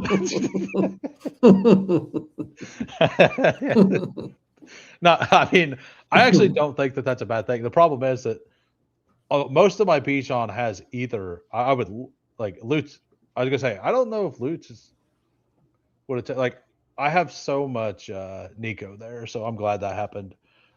You're pretty in on Pickens. I'm cool with that. Yeah. I'm cool with Henry. I'm cool with anybody here. I'm a little worried about the Bengals having a shakeup, so I don't think I want to take Chase this high. He got very positive news today, by the way. Oh, did he? Okay. I heard he did. There's major contracting talks going on. I like taking the one of the 2 running backs, so I'll defer to your personal preference. I mean, I got burned last year by Derrick Henry. But I mean, I really like I have Henry rated above Jeremiah Love by 1 spot. I think I drafted a decent amount of Henry last year. Sometimes it's just the way the combos run out, right? Where you look back and you're like, oh, I had 10% Henry. I just didn't bring anything into the end of the contest with me. Protect the integrity of the draft by taking his partners. That's right. Like I said I would do it. I backed off. I lied. Sorry, I lied to everybody, but I did. I lied to everybody.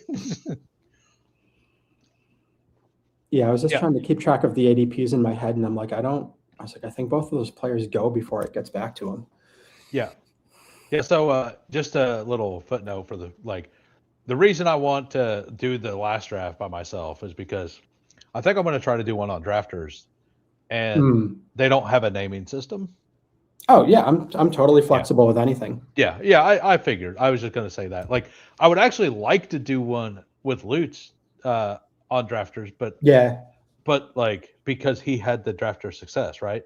Like, but I don't want to do any of them on stream with people, like because I'll have to make a file somewhere of all the ones. I love that. I love that Drafters has a chat box. I never made use of it, but like There was one guy who was clearly doing a bit last year, but he would just wait for whoever picked CMC and then just berate them for like the remainder of the draft about what a bad pick it was. Well, it was like that N French guy. I'm like, this guy's a maniac, but I like what he's doing out here.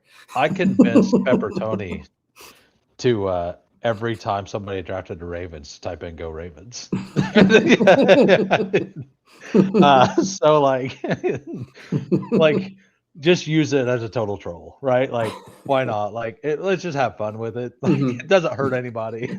Yeah, I was like, that's a bold move by drafters putting this chat box here, but it was actually pretty tame all year long. There's a guy in there using that is always drafting named Behave. You'll know it because it's a guy in a gimp mask with like trying to eat a taco. So like he like I'd never seen him talk, and like he was always doing like some stuff that I don't agree, like don't think is smart for Bestball. That, I mean, doesn't mean that it couldn't work. I didn't see him at the top of the leaderboards. Maybe I missed him. But I seen him talk one single time, and it was during a weekly draft in like week 5, I think it was. No, it was week 9, because it was the week after Eagles like had that clean sweep of like 3rd, 4th, and like 75th of the quarter contest. And he I said gimp mask, but I might be incorrect on that. Like I like the leather helmet face thing. Yeah, Google it, Peppertoni. It's fine. Yeah. And then click the "I'm feeling lucky" button. That's the only way to search. The Pulp Fiction mask, I guess, is how you could put it. Yeah.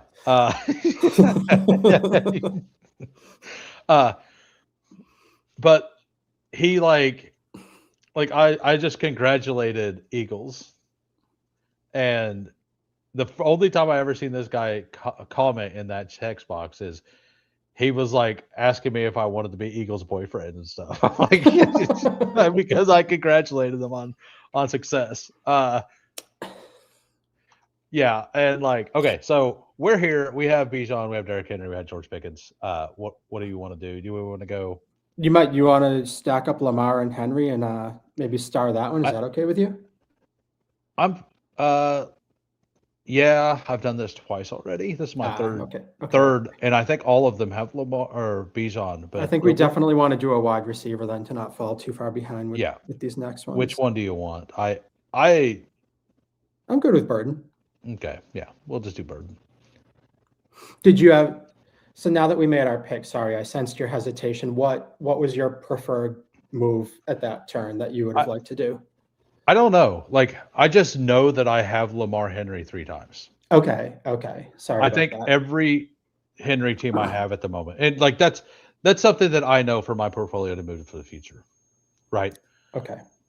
Like I think that's my 17th. No, this is my 13th big board. So like I can definitely diversify out of it, right? Okay. So like that was the only slight hesitation there. It's not that I think it's bad. I think it's fine. But yeah, so he was asking me that question, like a true hero, American hero. And I'm just like, no, man, I'm just like, he's like, I'm just trying to congratulate the guy. And then he's like, he's like, I'd like to meet the guy so I can punch him in his face because he has a stupid picture. It's like, and I'm like, this is exactly why this chat doesn't need to be here. Yeah. I don't even know how many pictures I've ever noticed and remembered on drafters, to be honest. That's a funny comment to me. I remember all of them. Yeah, I remember like Sladen, his picture is a picture of Miley Cyrus, like edited. Mine is Carson Steele riding an alligator. The AI image, like Peppertoni's is, I believe, the goose. I didn't know yours was Carson Steele. I always thought it was just like a generic like stock figure or something. No, it was Carson Steele who has a pet alligator. Former great Chiefs fullback. Yeah. I mean, you know the story, right? No, I don't. No, he has a pet alligator. Oh, okay. Damn. That's why it's hilarious. I just know him as the overrated Chiefs guy who fumbled a lot. Yeah, no, he had a pet alligator. I think his dad gave it to him for his birthday or something. Like, I can't remember the whole story, but it's 2 years ago that story came out. Look up the. Yeah, but yeah, he has a pet alligator. That's why that is there. But yeah, no, I think the Lamar price, number one, the other reason I'm okay with Lamar there is because I'm going to guess that this hero continues to be a hero and takes at least 2 more quarterbacks. He got Colston Loveland, Tyler Warren, Breece Hall, Joe Burrow, Josh Allen. Like, all right. I'm curious. I'm genuinely curious. Nice. Curious to see how this works. Kyle Pitts got it. He's playing like Connect 4, just like a 4th tight end to finish it off. Yes. He's got to tell all of his buddies he won. The thing is, like, this won't get thrown out. Like, this is within bounds. You know, it's just like you shouldn't draft a team this way, but he's not going to get it thrown out. Like Burrow was way too high, but like everybody else is like this is high for Josh Allen, but like it's not like ludicrous. Everything else is like near ADP. I mean, it's not like any of the Gilbert Arenas ones got thrown out for that nonsense he was doing. Yeah, exactly. I mean, do we want to double stack, like go 2 early quarterback if it comes here, or do we like because okay, never mind. Because of the chaos, right? Mm-hmm. Like when I see chaos like that, I do kind of lean towards trying to secure things up sometimes. But I'm cool doing whatever. Which are you cool riding those 2 for a while? I think so. Okay. Yeah, I think so. So what do we want to do here? We can. I think my default pick has been to take Evans in my own drafts, even though the older he gets, the less thrilled I am about it. But I still don't mind it. I mean, he's my top guy by quite a bit. Yeah. And then I'm fine with whatever after that as well. We'll let it time down. Quarterbacks, Trevor Lawrence is out there. Dart, I think we're fine. So do you want Fannin? Do you like the Fannin price? No. Boston? Okay. I don't, but like I'm okay taking him. I'm cool not taking him. I don't love the price either. Okay. Like I guess that's way too high. What do you want? I'm good with timing down on Boston. This is a wide receiver range where I'm just not thrilled at all, you know? Like, look, so here's the thing I would do, but we're not poised to do it. If we didn't take Lamar, I think here I would have been tempted to take like Lawrence and a Jags guy. Like I can see myself doing something like that in the spot, you know? I've been in this exact spot. Yeah. And I just go like I went Lawrence BTJ. Yep, exactly. Like I literally did that yesterday on stream. I think. I think it was on stream. Like and then you can randomize it, and maybe like 1 out of every 3 or 4 times you just take Parker Washington instead. So you're not so you're not just getting the same combo every single time. Right. I mean, it was the first time I'd done it. So no, yeah, for sure. Yeah, so it's early in the year. Yeah. So and then I ended up with Britton Strange. I think is my second highest owned player at 40%. I just think the ADPs are starting to settle in. So like I think when you get the 1.1, that little Jags combo option, I think is going to stay around for a while and be something you can do. Yeah, I do. And like in this draft, Brian Thomas went way early over here because I was looking for Brian Thomas there as an option because I know that you're probably in on Brian Thomas. I am, yeah. I'm in on running it back on the Jags as a whole. Yeah, not the biggest Lawrence fan, but just every piece is lined up for that team to continue to find success. So like, why not? I mentioned earlier, I don't believe There's the fourth. How do you feel about 4 tight ends late? I feel like 4 tight ends late may be the move. I'm very curious to see what happens next. I'm thinking running back or maybe a wide receiver. I don't know. I'm thinking he's going to lock up his third quarterback. And like I Jordan Love, Tucker Kraft on the turn there. Where we took Boston, would you have had any interest in picking Kraft straight up over Fannin at this point? I've already done it. Yeah. Like I think I would have preferred to take Kraft over Fannin. I'm not anti-Fannin. It's a price I'm not used to yet. I mean, I've told you. I don't know. Maybe you just kind of forgot. Kraft is like without ADP baked in, my tight end 3. That's right. You did say that. So like, yep. Yes. Am I willing to take Kraft? The answer is probably yes. Yeah. Like I think that his ADP is insane. And I'm trying to not get overly too much of him.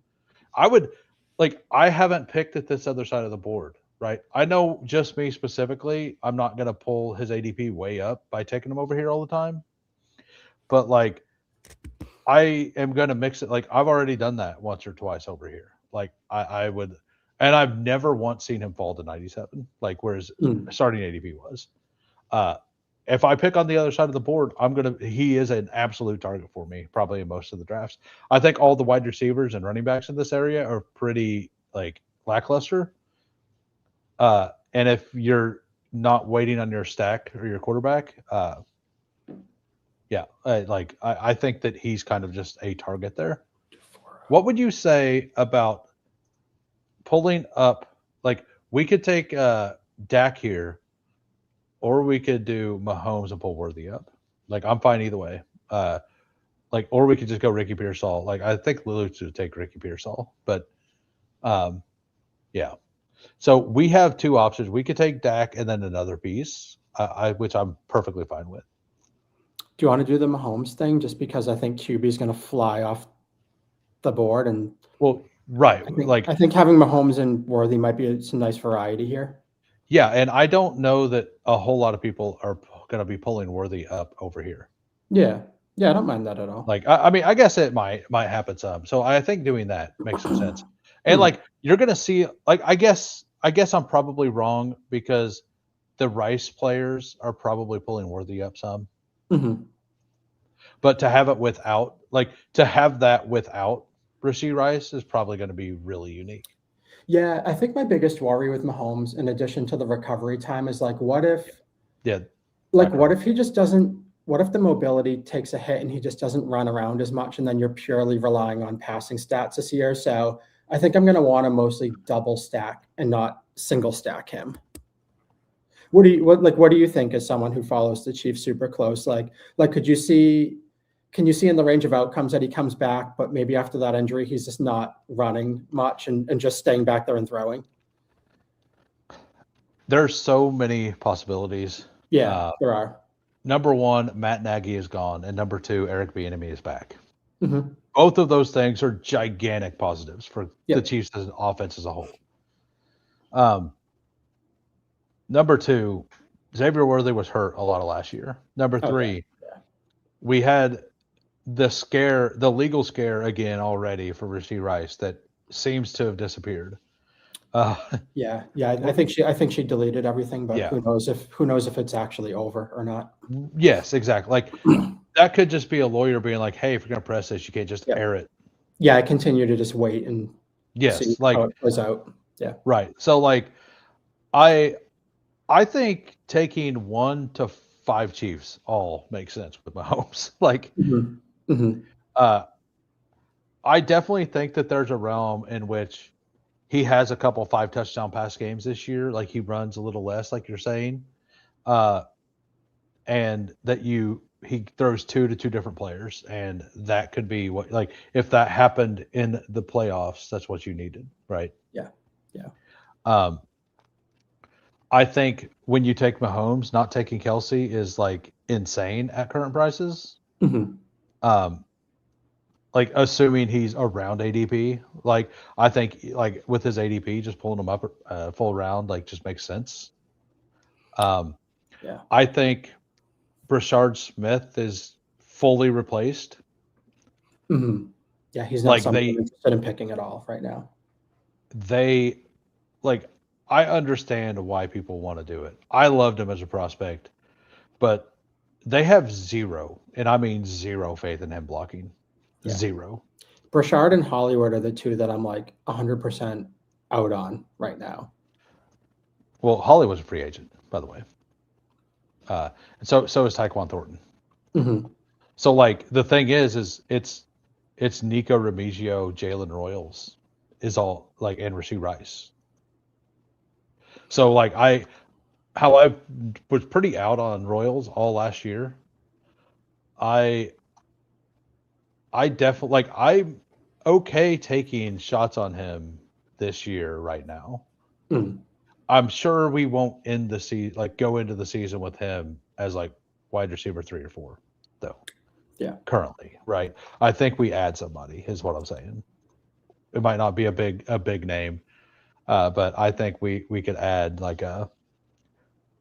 I would be shocked to see Tyquan Thornton not come back, honestly. All right, so we are on the clock soon. I think we need at least one running back, and then it's the question of do we want to take two of them? And otherwise, we're going to be way behind, I think.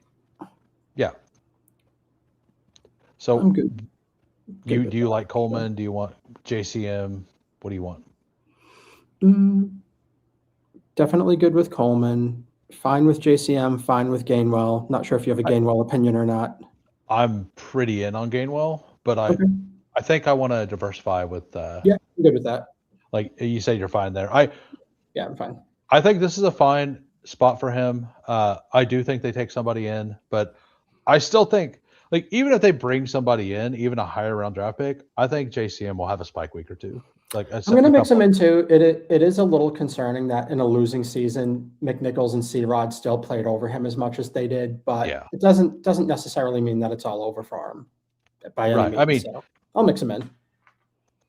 And that whole offense will look different with Jaden if he's healthy.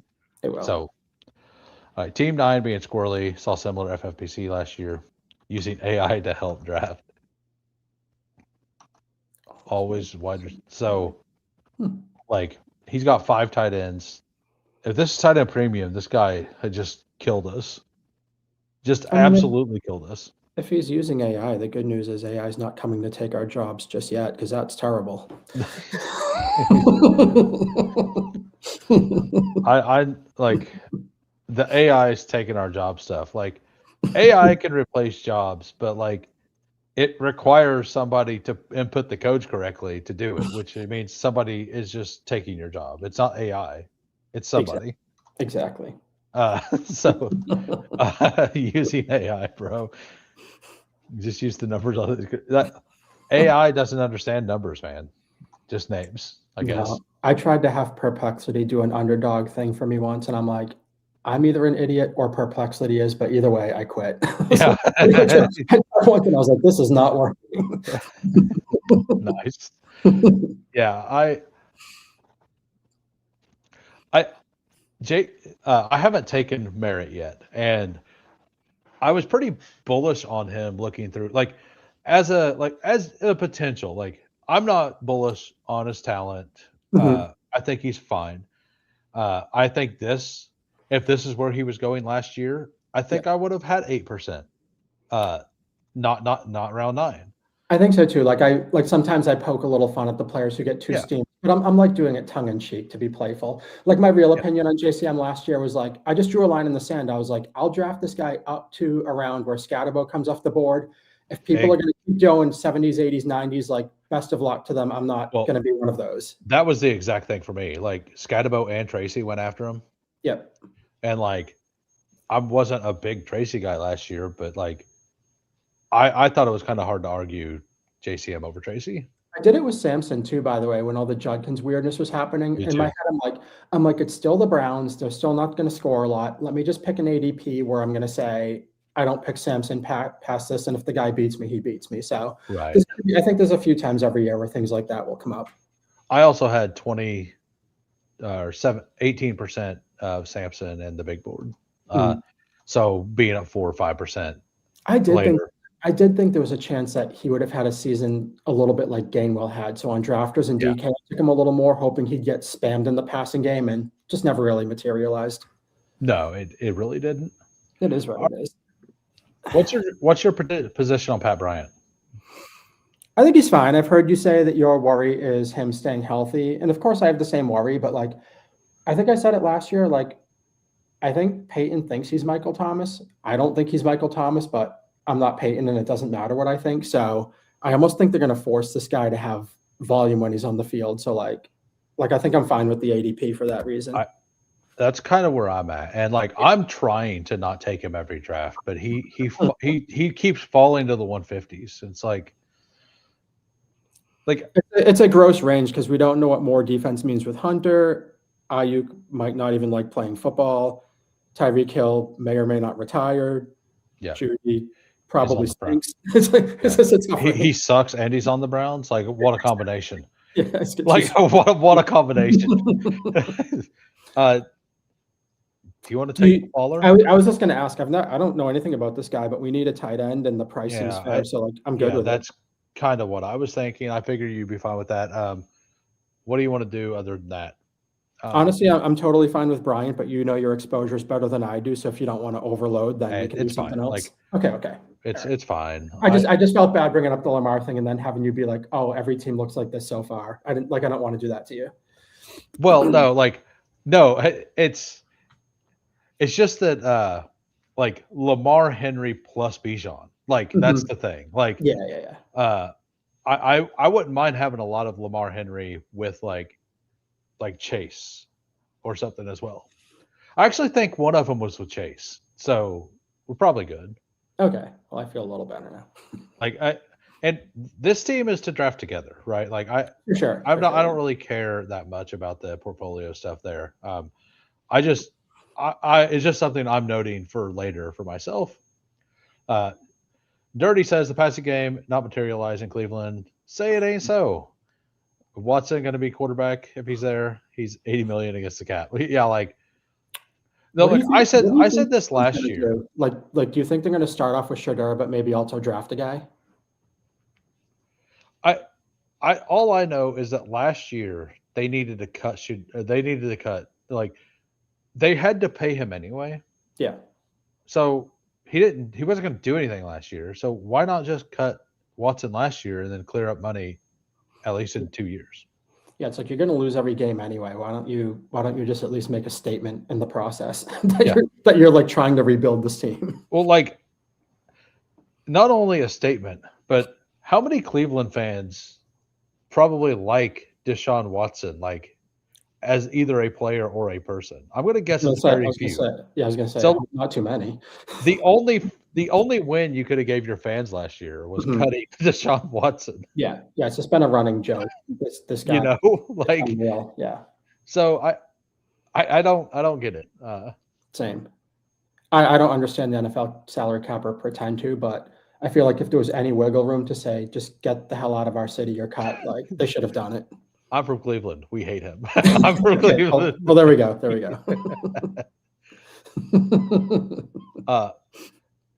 PP Punch here, like doing his best Baj 2600 impersonation. Taking a whole block of tight ends. Can he go to 5? Can he go to 5? That's the question. I still think Juwan is value until he hits ADP 140. He totally is. ADP 140 or 145, I think he should settle in. So I think he's value until then. Yeah, I agree. All right, yeah, and I mean Peppertoni's right. He's a really bad owner, and that's something Josh Norris says all the time. Teams stay bad because of ownership. Yeah, definitely. Yeah, and like to that point, like there was a team that absolutely took off this past year, and it took off the year that the ownership stopped being really dumb, and that's the Chicago Bears. Mhm. Like they finally decided, hey, let's actually, put some money into this. All right, so uh what are you thinking here? Maybe one running back, one wide receiver in terms of draft capital. Do you have any strong preferences with these guys? I mean, I'm pretty in on I like Braylon. let's go Braylon. A little early, but I mean, he's not coming back to us, and No. I think he'll be a riser, so I like it. Yeah, I think he'll be Do you think we double tap RB, or do you think wide receiver is the move for the second one? I think a wide receiver's fine. I don't mind DK. Yeah, let's do DK. Jameer DK. It has got. I never thought Underdog gave the 6 for the return TDs. They either changed that or I was wrong the whole time. But you get that little double upside potential maybe a couple times. You get it. You don't get it. I think it was you don't get it for defensive touchdowns. Okay. Maybe. Okay. I can't remember exactly what it is. Yeah, I just never saw it in their scoring, and I think I first noticed it when Shaheed ran one back, and I was like, oh, they gave him 6. I was like, have I just not understood the rule the whole time? Not that you're projecting return TDs, but maybe you get a surprise. Apparently, you do with Shaheed. He's got like he did. Yeah. He had what 0 with New Orleans, and he's got 2 with Seattle. Do you think? I don't know the Seattle cap situation, but like, do you think he stays in Seattle, or do you think he's off to someplace else? I believe Seattle. Let me go. I believe Seattle actually has like some of the biggest cap room. Like number 1 in cap room right now is it's being silly. I believe it's like the Chargers are like top 5. Jets are way up there too, I think, right? But I mean, who wants to go there? Okay, so Seahawks have 66 million in cap, the 4th most. Jeez. Yeah, Torrey Horton, I forgot about too. He was definitely flashing potential early on, and then the injuries hit. I was really into taking Torrey Horton in my first few drafts. He's actually one of my higher exposures. I didn't realize the Seahawks had 68 million in. So I think that there's a. I don't know that they bring Shaheed back, but I mean they sent a 3rd and a 5th or whatever for him. Yeah. So I don't think that's a 1-year thing. But I do think the price has gone up. I think so too. I think the price has definitely gone up. Yeah, I would love it to be Torrey Horton. Like man, he was fun to watch. He was really fun to watch. Yeah, definitely. It was a shame because I think the injury came not too long after he had that 2 touchdown game where he like had them both in the first half or something. Yeah, I think because he got hurt in that game, right? Oh, did he actually get hurt in that game? Maybe I'm wrong, but I'm thinking he might have got hurt in that game. All right, so for our team, like I'm fine stopping at those 2. If another quarterback comes back, like whatever. I was thinking that too. Cam Ward went. He like I don't have a single share of Cam Ward, and I think his price is really good. Every time I'm in a situation where I need a late quarterback, all the quarterbacks go at like 130. Stroud and Ward.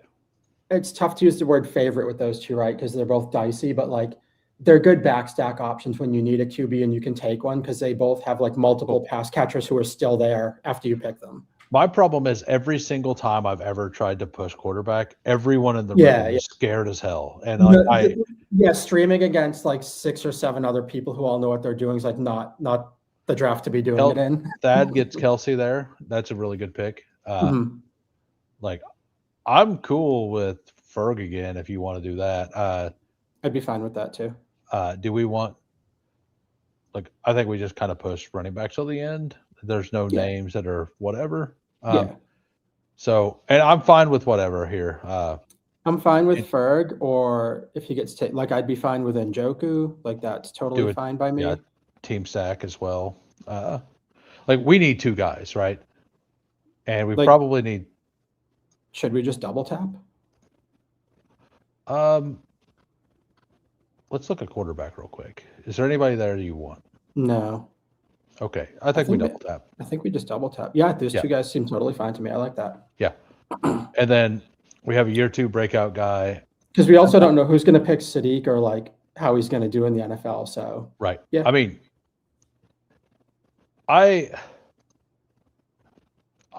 one of the funniest outcomes, I don't think this will happen, but a funny outcome would be that not for this team, but Njoku goes to Atlanta and then they draft Sadiq to replace Kyle Pitts. Like, hey, teach our young guy. And I kind of think if Njoku ends up in Atlanta, that it'll be with a rookie tight end of some sort. I could see that. Like I really do think that if they let Pitts go, they're going to take Njoku and then they're going to take like Stowers or Trigg or Clary. And let's say they cut Mooney. Like, let's pretend they cut Mooney. They're going into the season with Bijan, who's amazing, but then the passing options are like Drake London. Yeah. And tight ends. Like, the wide receiver room's not great. So Right. And like I think that they don't have a first round pick, right? I don't think they do. Because they gave it to the Rams, because the Rams have two. Like, I don't know if Ray McLeod's still there, but it's not like he's very good to begin with. So like no, the wide receiver situation feels very thin for Atlanta. I think he caught a touchdown for he was in DFS that 1 week for the Giants. I think I remember. What's up, Steve? Haven't seen Saul here. I was going to ask him a question. Do Falcons have new management since drafting Pitts? Oh, I don't know if they have new management, but the new coaching regime matters a lot. Like, I think that new coaching regime matters quite a bit. Like, they want their guys, and a guy who knows his offense is Njoku. I could see Njoku signing there even if they keep it, to be honest. Like, maybe I'm trying to connect the dots too much, but like, what other team wants a guy who like hasn't really been super healthy? He's been productive when he plays, but like, I think those guys are going to look more towards Isaiah Likely, who's like 4 years younger, right? Yeah. Yeah, Likely's interesting because he should be able to make a splash on a new team somewhere. Oh, I think so too, but I think that he's not going to be like a heavy price either. Same. All right, so we're going to have what do we want to do? Do we want 2 running back? Do we want to go 7 running backs? Do we want to go quarterbacks are here? This might be a 7 running back team, even though we have 2 strong ones, just because of who comes after them. Yeah. And stuff, which means one of them will be at the end. We don't have a lot of rookie. I don't have much Chris Brazell. Do you like? There's a lot of talk he may go in the first. I'm totally fine with that, and I think he's going to be a riser because I think he's the type of receiver that'll be talked up on shows all the time. Yeah. So we'll take him. And what running back do you want here? This could be like a Jordan James type. We could take Brashard Smith, who we both just said is a bad pick. Because it makes sense here. I'll defer to you because everyone's interchangeable to me down here. Honestly, I don't have a strong lean. Well, I'll definitely defer to you. I'm like the wrong guy to have like player level hot takes too. So like sometimes we reach the part of this draft and I'm just mixing up my exposures and stuff. Well, I mean, we have Bijan, Derrick Henry, right? Yeah. And Braylon Allen, who is going to like. So here's the other thing about the Braylon Allen thing. Like, while Braylon Allen was healthy, like, they absolutely split the backfield. So if Breece Hall is back, I don't really want much of him. But if Breece Hall goes anywhere else, I think I want kind of a bag. And if that happens, like in both cases, Braylon Allen gets work. In one of them, I think he gets steamed up so high, I don't think he's worth it. And in the other one, I think he stays where he's at, but he stays a really good pick. He's a big kid too, so he can definitely be a 3-down back. I don't know if he catches a lot of passes, but he's like 6'1", 240 or something like that. Like he can handle a lot of touches in a game. Let's go. Well, hopefully he can. He keeps getting hurt, but let's go look. Braylon Allen. in 4 games caught 2 balls. Yeah. But like that's a pretty small sample size too. From what I remember seeing him on the field, he's just like a good hard runner, like between the tackles and kind of stuff like that. But like a very big runner. Oh yeah. Yeah, he really is. All right. Dirty says, I'm holding hope that Chad O'Shea connections lands in Njoku to Kansas City. I mean, if Kelsey leaves, yeah. If Kelsey stays, like there's no reason for that. And if Kelsey doesn't stay, I wouldn't be shocked to see Kansas City be the team that. So Kansas City, by the way, is like one of the worst in the cap. I think we're negative 55 million or something at the moment. Yeah, Kansas City negative 62 million as of right now. The bottom of the barrel. So we can't really do much in free agency at the current moment. And like Kelsey's a free agent. Not that he needs money, but like what are they going to sign him for if they sign him? Mm-hmm. Right. Does he want to come back for league minimum? Like he doesn't need money for 2 reasons. Number one, because he's made a ton. And number 2, because he's married somebody who's made more money than like most people, like most people's lineage is made. He might just want to play for pride because that would be quite a down note to retire on with how everything ran out. Yeah, exactly. And like I could see like I'm not saying like a league minimum, but like 3-4 million for a year kind of thing. Mm-hmm. Like, hey, come back. Here you go. Exactly. Here you go, buddy. You know. Like the farewell tour contract or whatever you want to call it. Yeah. Yeah. He deserves it. I mean, it's been amazing. Yeah. Absolutely. So do we want another wide receiver or do we want another running back? Because I feel really good at both. We could just take a 4th tight end too. I think running back or wide receiver over tight end for me. I don't mind the tight end room. All right. So I picked the last one. This Roman Hemby guy, everybody's been pretty hyped on lately. He is getting steamed on like mock drafts and stuff too. He's been a riser. I haven't got to him yet, but like I think this is a spot we could take that shot. What do you think? Why not?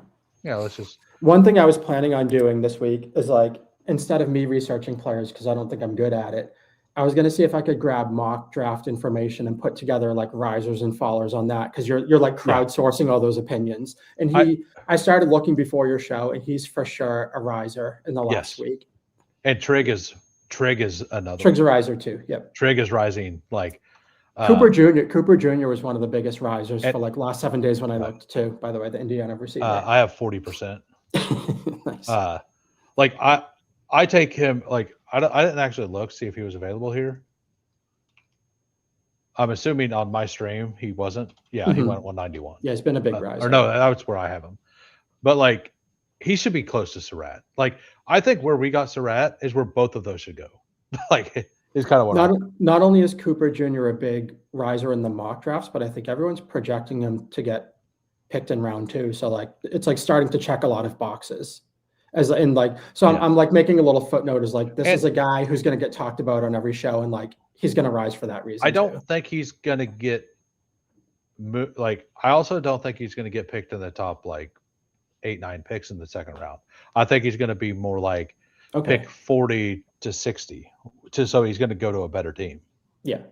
Like as well. Like I think a lot of things kind of line up for him. And I think he's more talented than like I think he's at my current rankings, and they're not the best rankings yet, but I have him at 6 at wide receiver. Okay. All right. So we got a 2-7-8-3. We got Lamar. We got Patrick Mahomes. We have Bijan, Derrick Henry, Jonah Coleman, JCM, Braylon Allen, Mike Washington, and Roman Hemby darts. Wide receiver, Pickens, Burden, Mike Evans, Denzel Boston, Xavier Worthy, Pat Bryant, DK, Brazil. That's a pretty like it's a little risky, I think. Like Pickens, Evans, Burden, we're expecting the explosion, right? But like we have 3 guys here. Hopefully, like if he retires, it sucks. Yeah. I don't think he will, but agreed. But like all of these players, every player has upside. Every player here has upside. right? I was going to say that they're not quite the same type of receiver, but they can all for sure spike.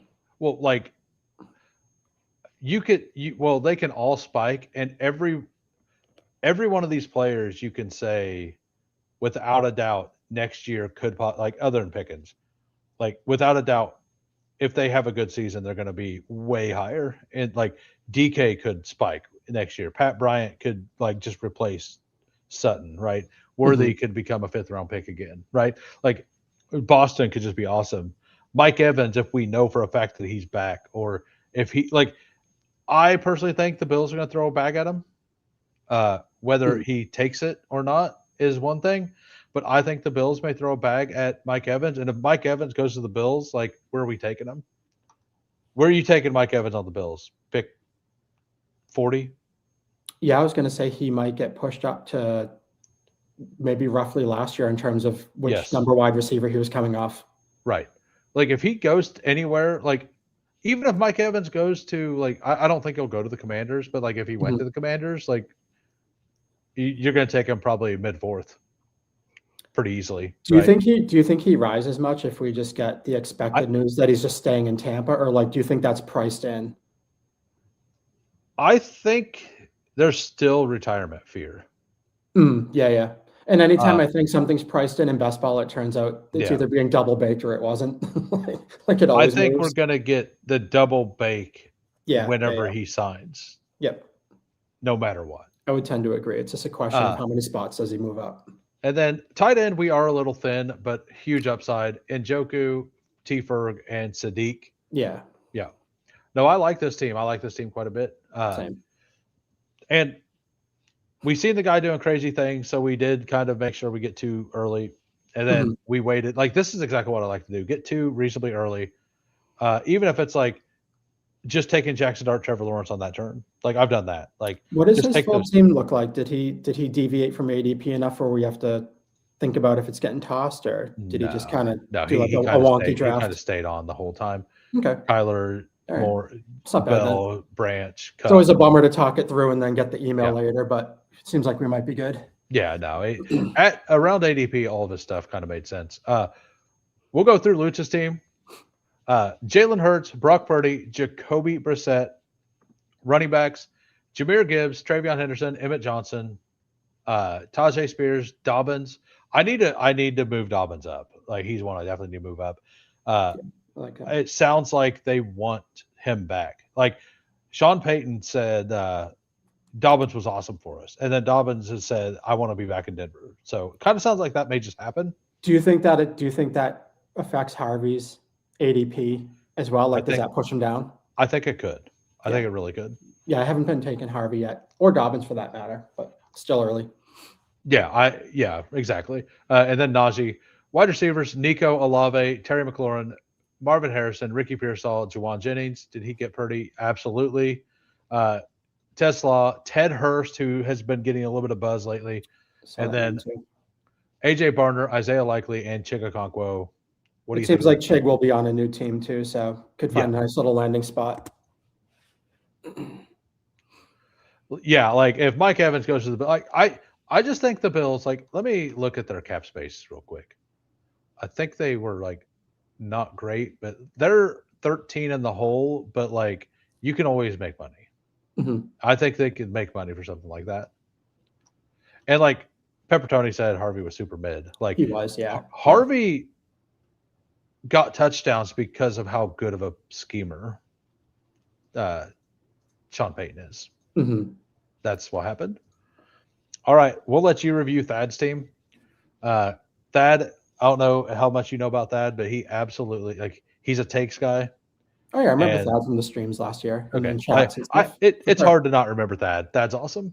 You got Caleb Williams, Matt Stafford, Fernando Mendoza, Jeremiah Love, Chase Brown, Blake Corum, James Conner, Sean Tucker, Jonathan Brooks, Puka Nacua, Christian Watson, Rome, DK Metcalf, Trey Harris, Omar Cooper Jr., my boy, Demario Douglas, KLS. That he's a guy who I think is worth mixing in if you have a Herbert. Like, I'm probably not going to do it much on non-Herbert teams. I don't hate it though. Like, he was getting some run late in the season, And if Keenan's gone, like they're gonna use him. And then Dallas Goedert, George Kittle, and Kelsey. You may have the oldest tight end room I've ever seen in my life. But like I like the team.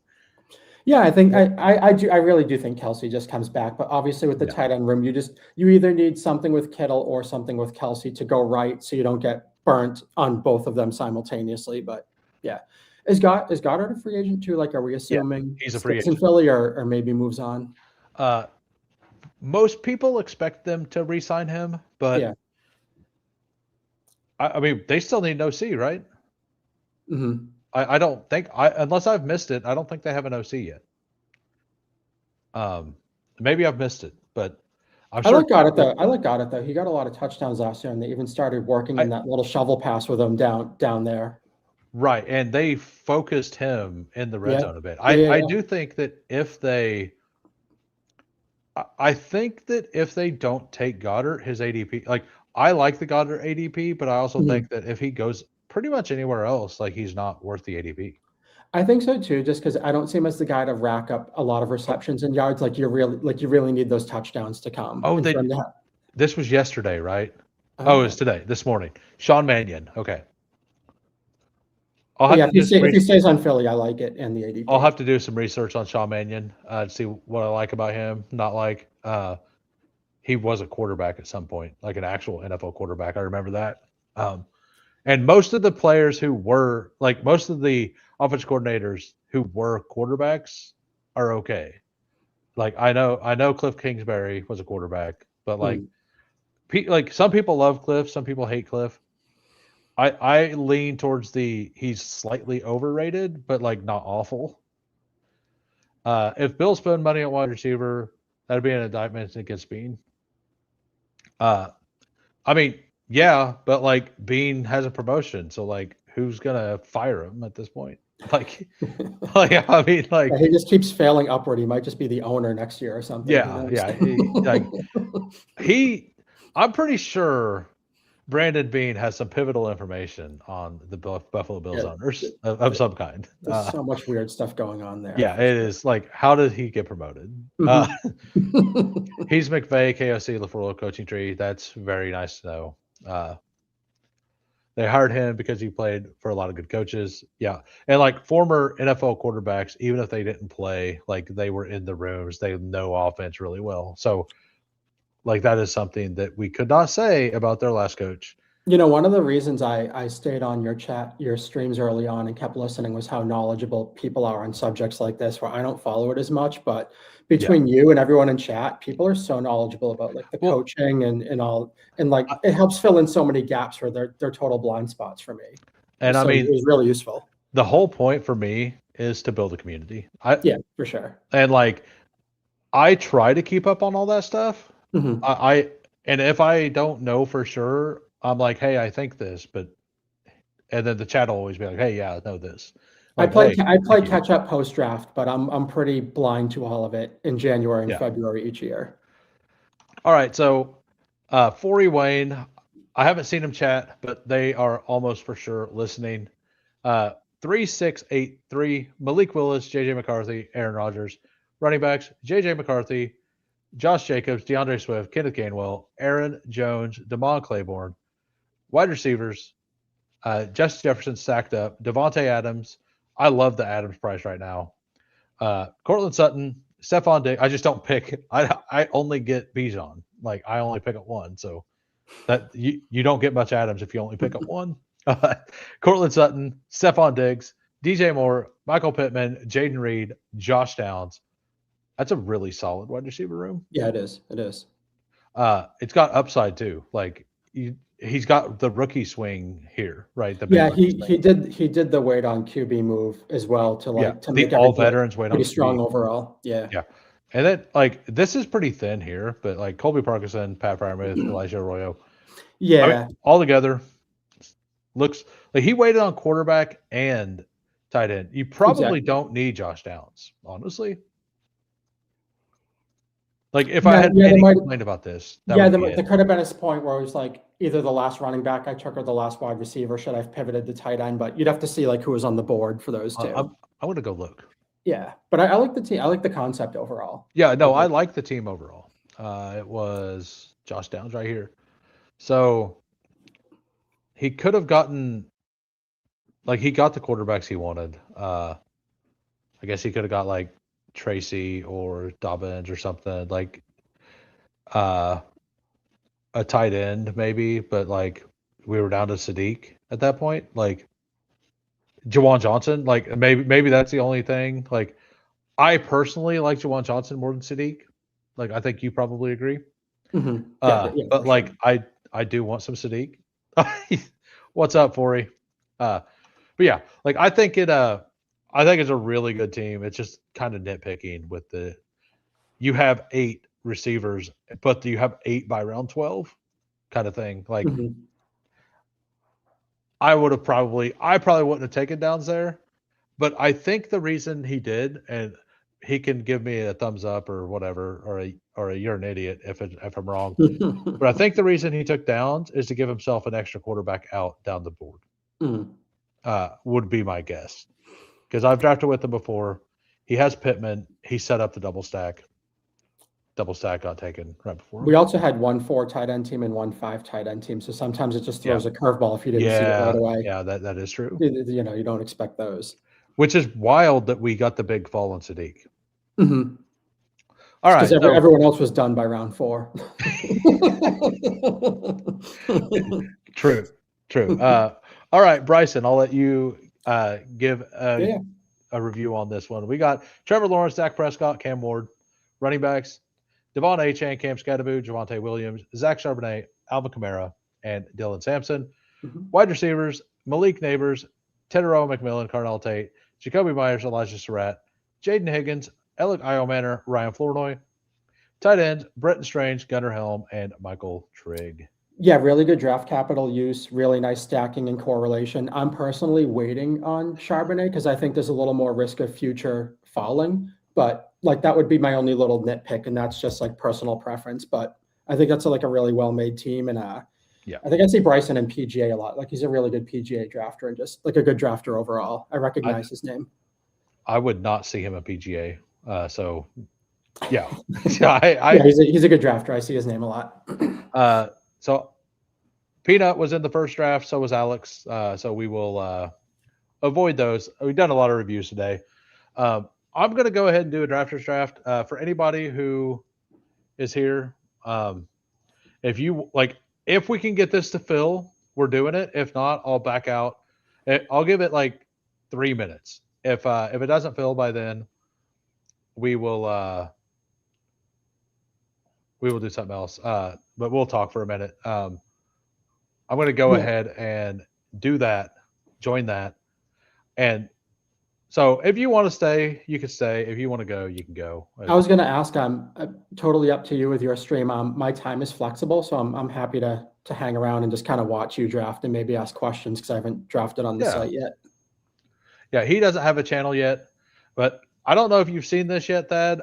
I'm going to run I want to run the clip because I think it's pretty sick. So we're going to run the countdown, but we're going to have like minutes afterwards. But here we go. We never leave the rhyme. Fury, endless, relentless, fantasy, reigns. Who waits? Immortal.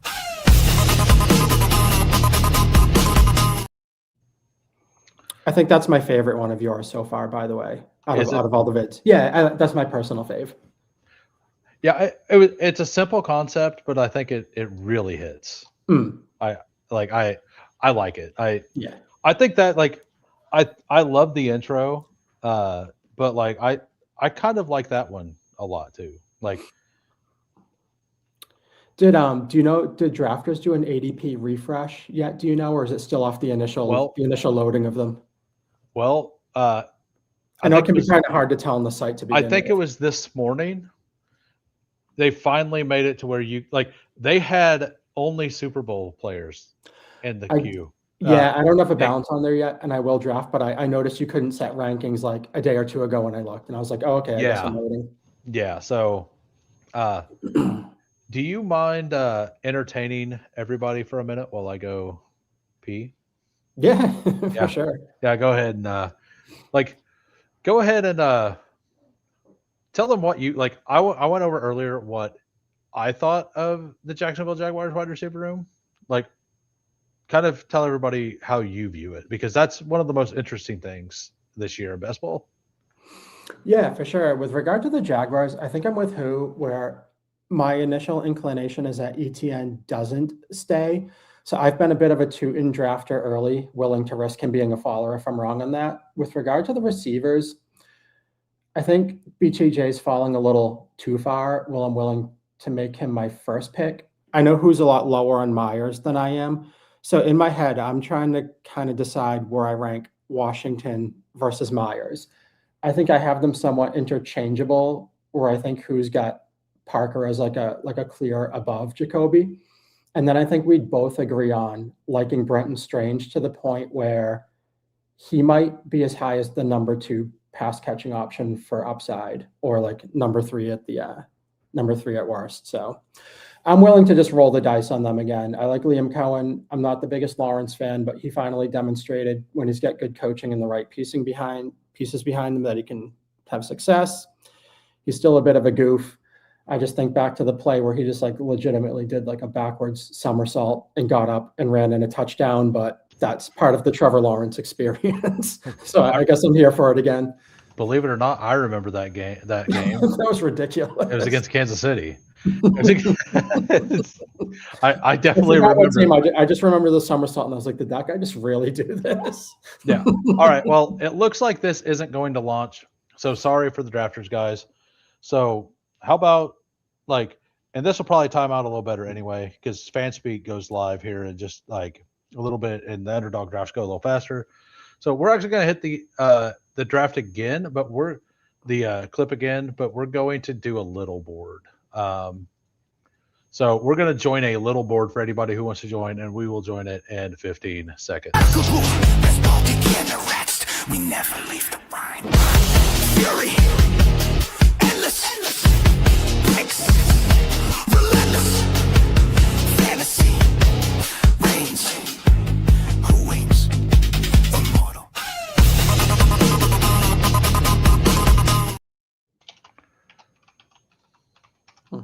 All right, so got to fix the timestamp. We're all good. Yeah, waiting on 4 for this. Waiting on 4. What do you think of 2 comments that I'm seeing in chat? 'Cause I'm not logged in and wouldn't try to pull them up on you anyway. Lutz thinks BTJ could get traded, and then Steven was just wondering the allocation between offense and defensive snaps for Hunter. Yeah, so a bigger board.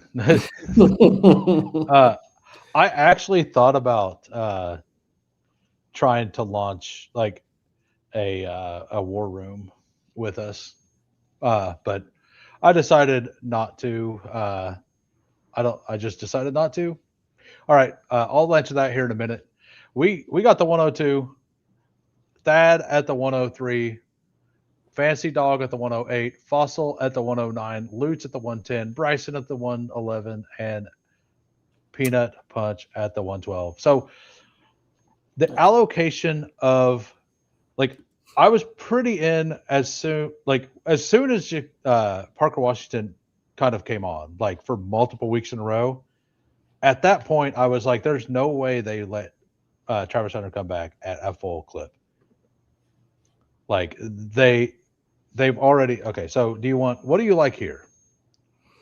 I've just been taking Gibbs as my 2, but I'd be fine. Like I wouldn't push back if you wanted Puka instead. I think either of those are fine. I mean, you see my ranks.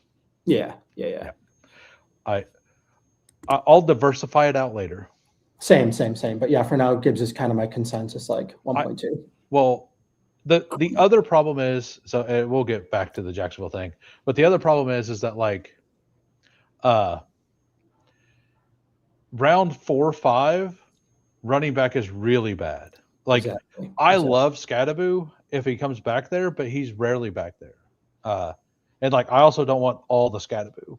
Yeah, that right side of the board, you tend to see a lot of running backs come off in your average draft. Yes. So, but yeah, if you're taking a wide receiver early, not risky, but you're going to be playing a little bit of catch up. Well, or you're forcing yourself into Yep, a Derrick Henry, a Jeremiah Love, or a Chase Brown with wide exactly. receiver, right? You might be Josh Jacobs, building or that, you had to pull, yeah, you had to Thad's pull somebody favorite out. 0 RB build.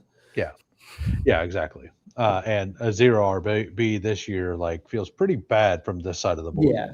Yeah, from this side of the board specifically. even when you build 0 RB correctly, it just doesn't feel good in best ball. Like, I think a lot of people just flat out do it wrong to start, but even the right way to do it doesn't seem great. Yeah, and I think the ordering of the wide receivers, Chase, JSN, and Puka is whatever. Yes. I do think we'll see Puka kind of fall to become the 5. Mhm. Uh, I personally have Chase as the 1 between Yeah. them. I think I don't know where I actually put them on the rankings. And I think it's 50-50 between Puka and JSN Mhm. until we get actual confirmation that Stafford is back. Like I think that Puka should easily be the 105 behind the other two. Yeah, I don't know if worried's the right word to use for Stafford, but he was gonna be, like, 39, and it's like in my head, I'm like, "What are the odds that he just repeats this year?" Like, all those ADPs are very, very high now for the Rams. Yeah, I pulled off a Puka I was at 4. I got a Puka with Devontae Adams back in the 4th round, Mm. and I pushed. It was actually a Rasheed Rice team, so like it was like Puka. I think it was Puka, Derrick Henry, uh, Rasheed Rice, then Stafford, and I got Mahomes and Stafford, or Devontae Adams. I got Mahomes and Stafford. So Nice. like it's a Yeah. Rams Chiefs like really well stacked team. With I ended up getting Kelsey in the last round with it. Like it was a pretty fun team. It was a little thin at running back because I think it was like it might have been RJ Harvey team. Like it might have Mhm. been like Derrick Henry, RJ Harvey, something like that. Can't remember who the other running back was, but it was definitely I might have went 7 running backs there. I Mm. think I went 7 running backs with that team. All right, so kind of gonna have the same choices as usual. Yep. I've been seeing Bowers like over here over and over and over again, which I do think makes sense. I I don't mind him. I haven't taken him yet though, so we're gonna have the same choices as last time.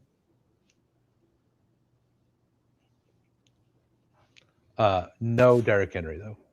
Derrick Henry went to Fantasy Dog at 17, which I'm okay with.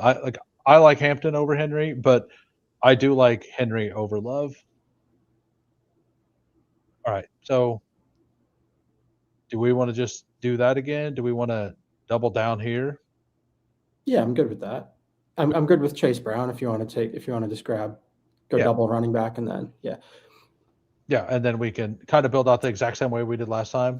Agreed, because, there's still gonna be good wide receiver options even if it gets double I tapped I here. love the wide receivers at 47 to 50.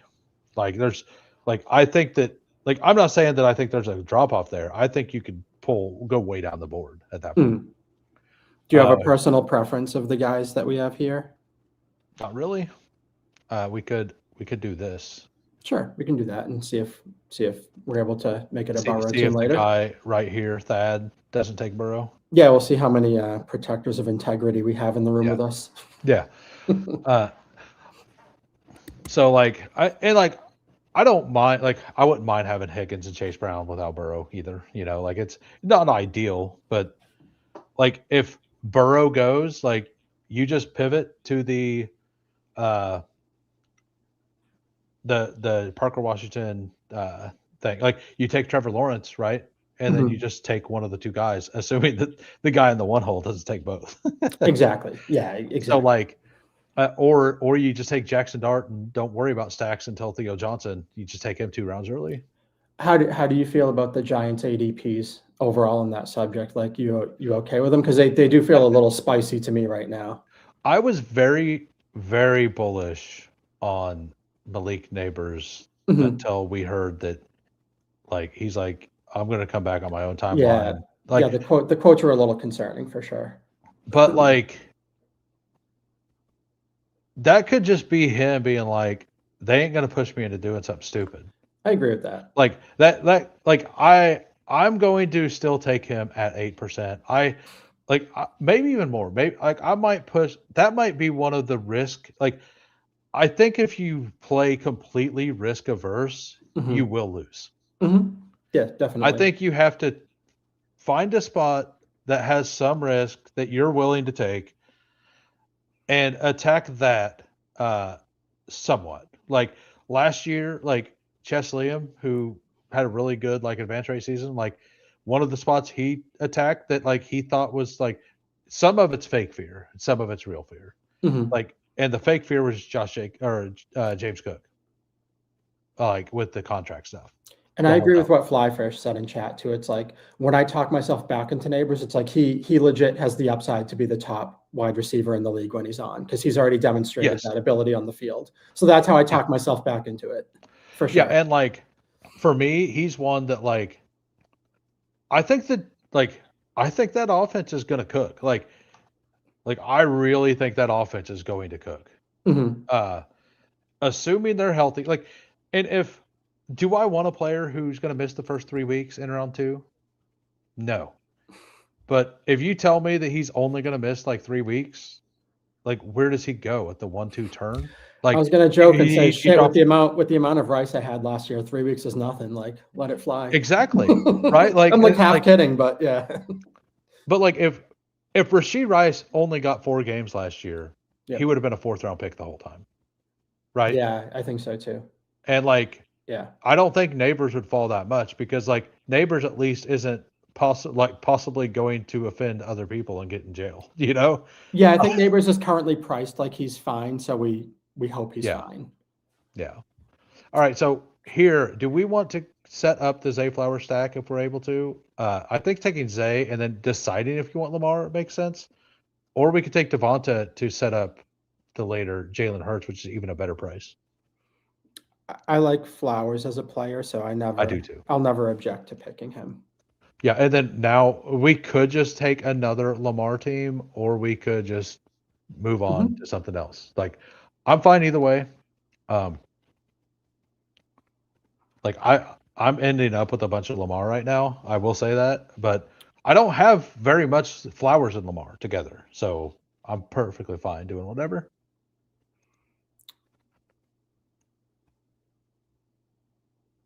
All right. So do you want to scroll down, take a wide receiver? Like we could scroll down, take Terry McLaurin too. I think I'm okay just making this a Lamar team. Yeah. Okay. I like that. I like this. This just feels solid, right? I've actually been in the spot in the very few drafts I've done too where I've purposely picked Lamar with May still on the board, and I like May a lot. It just feels wrong to me to pick Drake May over Lamar. I've done it like 3 times already. And I had 21% Drake May last year. Like, yeah, it's just a pricing thing. I mean, May was like ADP 114 or something last year. It's totally different. All right. Corey says, I cashed my check at the bank today, and the teller told me a funny story about how the Patriots only played 3 teams in the regular season. Yeah. No, like, did you see that? I think somebody in the Discord, put it. Yeah, someone shared a tweet where it said each week it was like coach fired, and then a couple of times it said like, what did it say? No, like, it was NFC South. It was like NFC South was the other one. Yeah. It was like only NFC South.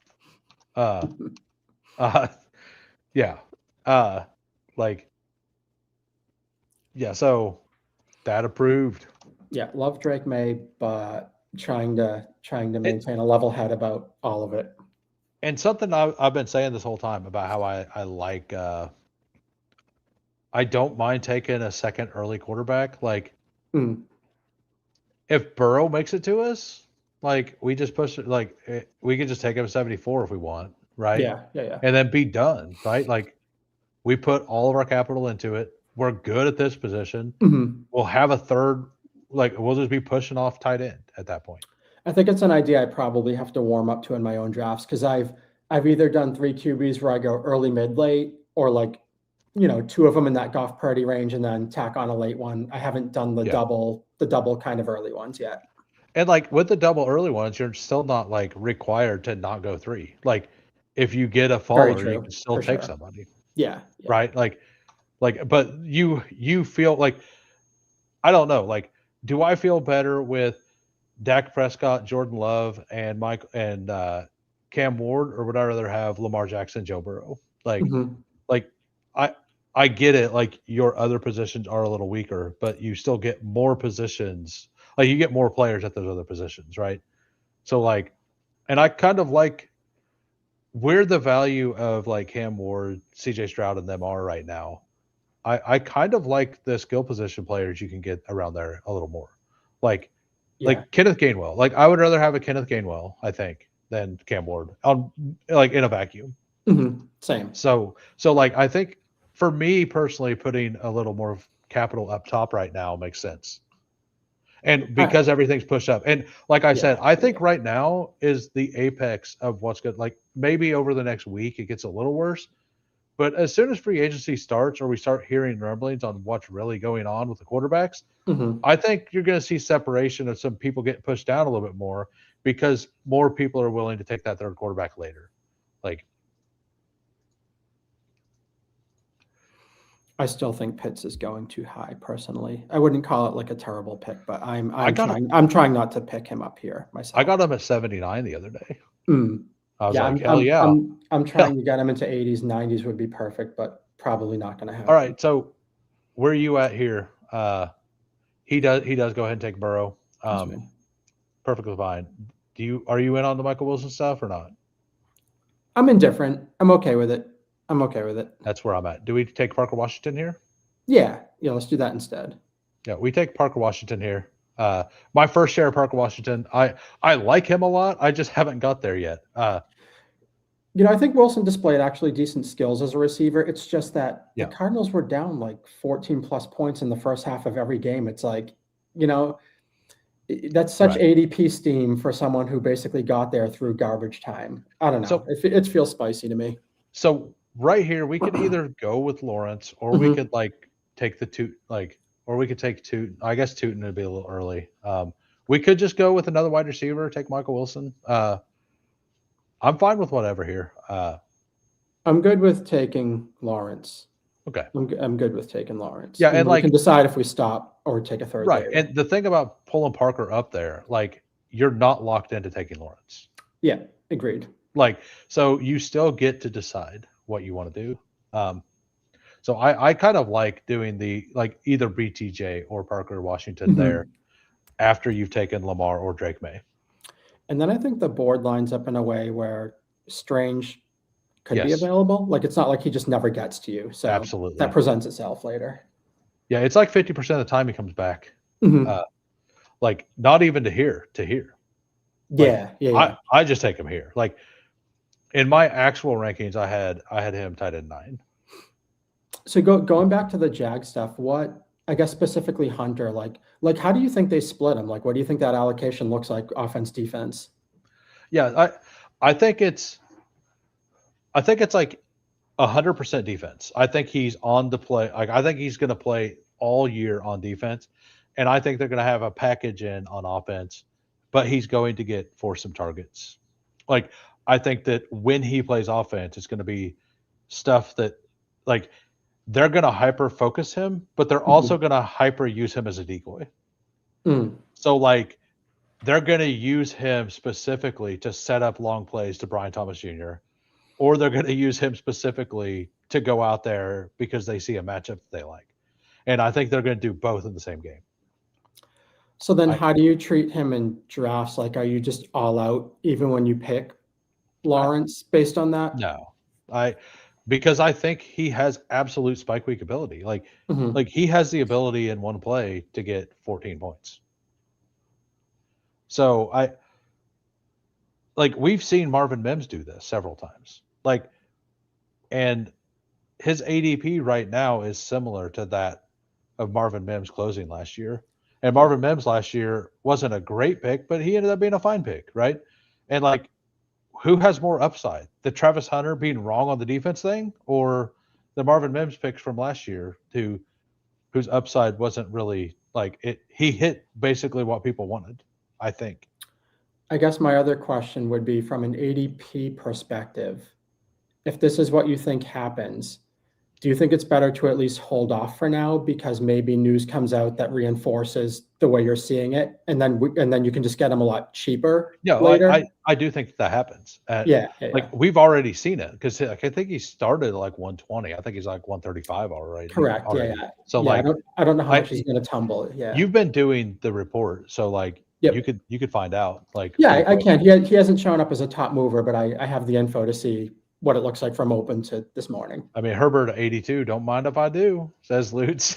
You got McConkey there. You got the Herbert. I've got my Herbert. One of my few drafts on this side. I did get the Herbert fall to McConkey. It felt really good. Oh, he got sniped on the dart.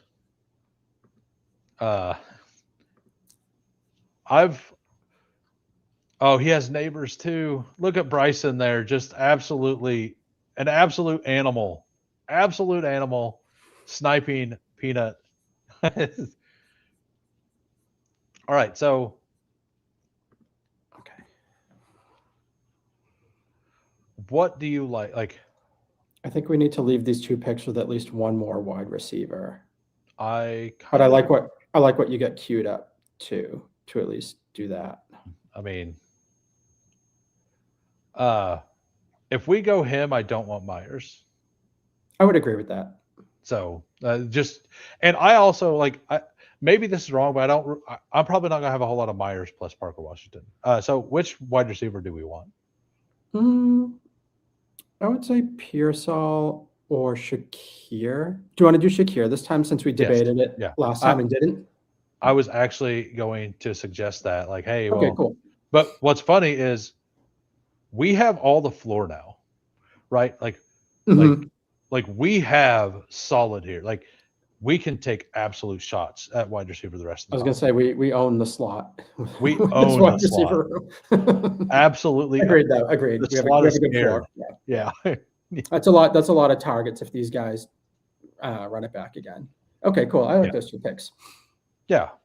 All right. So we'll do a recap. I hadn't been doing it. I usually do it by myself. With the guests, it's harder to do it, but we are through 9 rounds. We have a 2-2-4-1 going. We have Lamar Jackson and Trevor Lawrence. Running backs, Jahmyr Gibbs, Chase Brown holding it down. Wide receivers, T. Higgins, Zay Flowers, Parker Washington, Khalil Shakir. Tight end, Brenton Strange. Very, very balanced. We're built all the way through the flex. And like I said, like we can, like this is the perfect kind of team to throw a Travis Hunter on, right? Like those spike week guys who may or may not be a really good pick. I could have pulled Worthy Mahomes up, but love the Giants this year. Don't try to be nice now. It's over, man. You already ruined your relationship. It's gone. Can't believe I called him a good drafter. Wow. Yeah. Can't believe. Yeah, how dare you, Bryson? You owe Peanut an apology more than that. Just so you know, you're lucky that this is a little board, not a big board, or a Peanut would be punching you.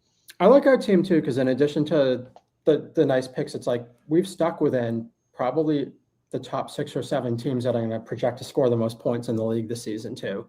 Something I like, like I try not to get myself in the weeds too much where I'm taking too many Browns or Steelers or Jets on a single team, because like that your ceiling really starts to crater if you're doing that. I'm going to focus that a little more this year. Yeah. Last year, last year I will take a market to where there was like 2 teams last year. I'm like, I think this team could score a lot more than they are. The Saints were one of them, which that happened. It happened, but I only had 6% Olave, and I only ended up getting to like 6% Jawan Johnson. I had a bunch of Shuck, but like most of mine was in Kamara, and that didn't work out. I think all my Shuck was like stuck in Superflex where it didn't matter nearly as much. Yeah, and then the Titans, which was just wrong. So like like the Titans had such a bad run. Like I was low on them, but like I don't think anyone could be like, oh yeah, that's the season I projected them to have. Like that was just a really bad run out. And I was in on the passing game of the Panthers. That was my biggest swing and a miss. Luckily I don't take exposures too high, but I bought into thinking Bryce was going to make a leap from how he ended the previous season, and he just went right back to being crap. I honestly think it was more Canales, not like I think if Canales would have allowed him to actually play the way that he let him play the year before the end of the year, kind of like how he let him play in the playoff game, like I think he would have had a great season. Like not been elite, but I think he would have been a very solid player. I think Canales, like it's hard to say that like he did a bad job coaching, but I think he held like I think as a coach he's really good, but I do think he held Bryce Young back a little too much. Like you got to make him let him make some mistakes. Yeah, it's not like they had an all-star squad, but there were enough skill players where they really should have gotten more points than they got last year. Yeah, they really should have, especially with the way their offensive line played and how they could could run the ball. If they would have like they didn't run like any play action, they just ran the ball, like or at least watching the game is what I seen. All right, so what do we want to do here? I'm kind of cool just taking some shot receivers here, like and pushing, like and just being double hero running back on this team, and then going 7 again. I'm good with that. Yeah, I'm good with that. Okay, since we've already done a team with Jonah Coleman, like right, and Ja'Cory Cross-Kamara, right? So, which guys do you want though? Booty just went who I was gonna suggest. That's who I wanted, actually. You went on Godwin. You okay with him? Or are you out on him? Godwin. Okay. Yeah, I was gonna say based on your ranking, it looks like you'll be fine with him. Yeah. And I mean, part of that's because I like Baker. Same. But I haven't gotten to any Baker. And at this point, like maybe we do just take one of these guys. Maybe we pull up Gainwell, Debo. I'm good with Gainwell, or I'd be good with just throwing a dart at Surratt if we want to do wide receiver again. Our room last time let Surratt fall pretty far. Yeah, I don't mind Gainwell. So I think we take Gainwell here. I know Steve's a little lukewarm and made a good counter case that it's like as good as he was last year, there's no guarantee that any landing spot he goes to will use him the same way, which I agree with. But I agree. I think it's like mostly a fair ADP when you need to start building out a room. I just don't want to overdo it. Yeah, here we go. Mike Rob giving you props. Going 3 hours in, and this is only your third best ball draft stream. Started as impressive. Clayton Kershaw of up-and-coming streamers. When you max the Wildcat and you basically start on Friday night, it's like, I'm sitting here, I'm like, oh, this is nothing. I'm usually drafting Wildcats like 6 hours in a row, like 2 days in a row. Yeah. but talking and focusing and having to juggle everything, like I give all of you guys credit. I don't know if I'd be able to do it day in and day out. It'd be a little taxing. Yeah, and GAB just saying like any strategy can work, right? And like that's the truth. Like we don't know what the right thing is. Like correct. It's generally just a draft capital balance thing for the most part. Like I was fine pushing running back a little further and then just taking an extra one. But like because I really want a Booty plus one of those guys, like just any of those guys. And when Booty went, I was kind of like, I don't know about that. I tend to use blended strategies. I just don't treat them all as if they have equal weight to each other. You know what I mean? Like I'll take 0 RB, but if I made a top 5 list of my favorite builds, like maybe it lands number 3 or number 4 on that list, or I'm just saying it for the sake of it. But yeah, like it's not like I'm going to do X number of drafts per each one, but I don't rule any out. So this is why I like doing the Lamar, like Trevor Lawrence or the 2 earlier guys. Like Tyler Shuck and Darnold just went 121, 120. Like, so we gave up Egbuka. Like, so the 2v2 here, Mekhi Lemon, Kyle Monengai, and Shuck Darnold versus Gainwell, Godwin, Trevor Lawrence, Jackson. Like every day I want this team. Our Agreed. team. Every single day. Like I'm not anti Egbuka, but I think that ADP is sitting too high right now. Yeah, like there's the counter to that is the other wide receivers are old and have injury history enough where maybe that happens, but I don't try to project for that. I just think the ADP is too high. And then like I mean that it's a very polarizing conversation because you It got is. It is. Baker wasn't healthy Mhm. whenever he stopped really performing, right? Like so Travis Hunter, like Mm, Travis Hunter, Romeo Dobbs, Ayuk, like Shaheed. I like all these players. I don't have much Shaheed, but and Josh, like I'm fine with anything here. Like I think that we want two wide receivers here, I or think do we we're want fine another? with it. Is this a shot on Kittle team? I'm good with Kittle if you don't mind. Yeah, let's try. Like I know we talked about the reluctance of what if he's not back until week 10, but I agree with that. But it's Oh, just like just make sure you build your tight end room appropriately.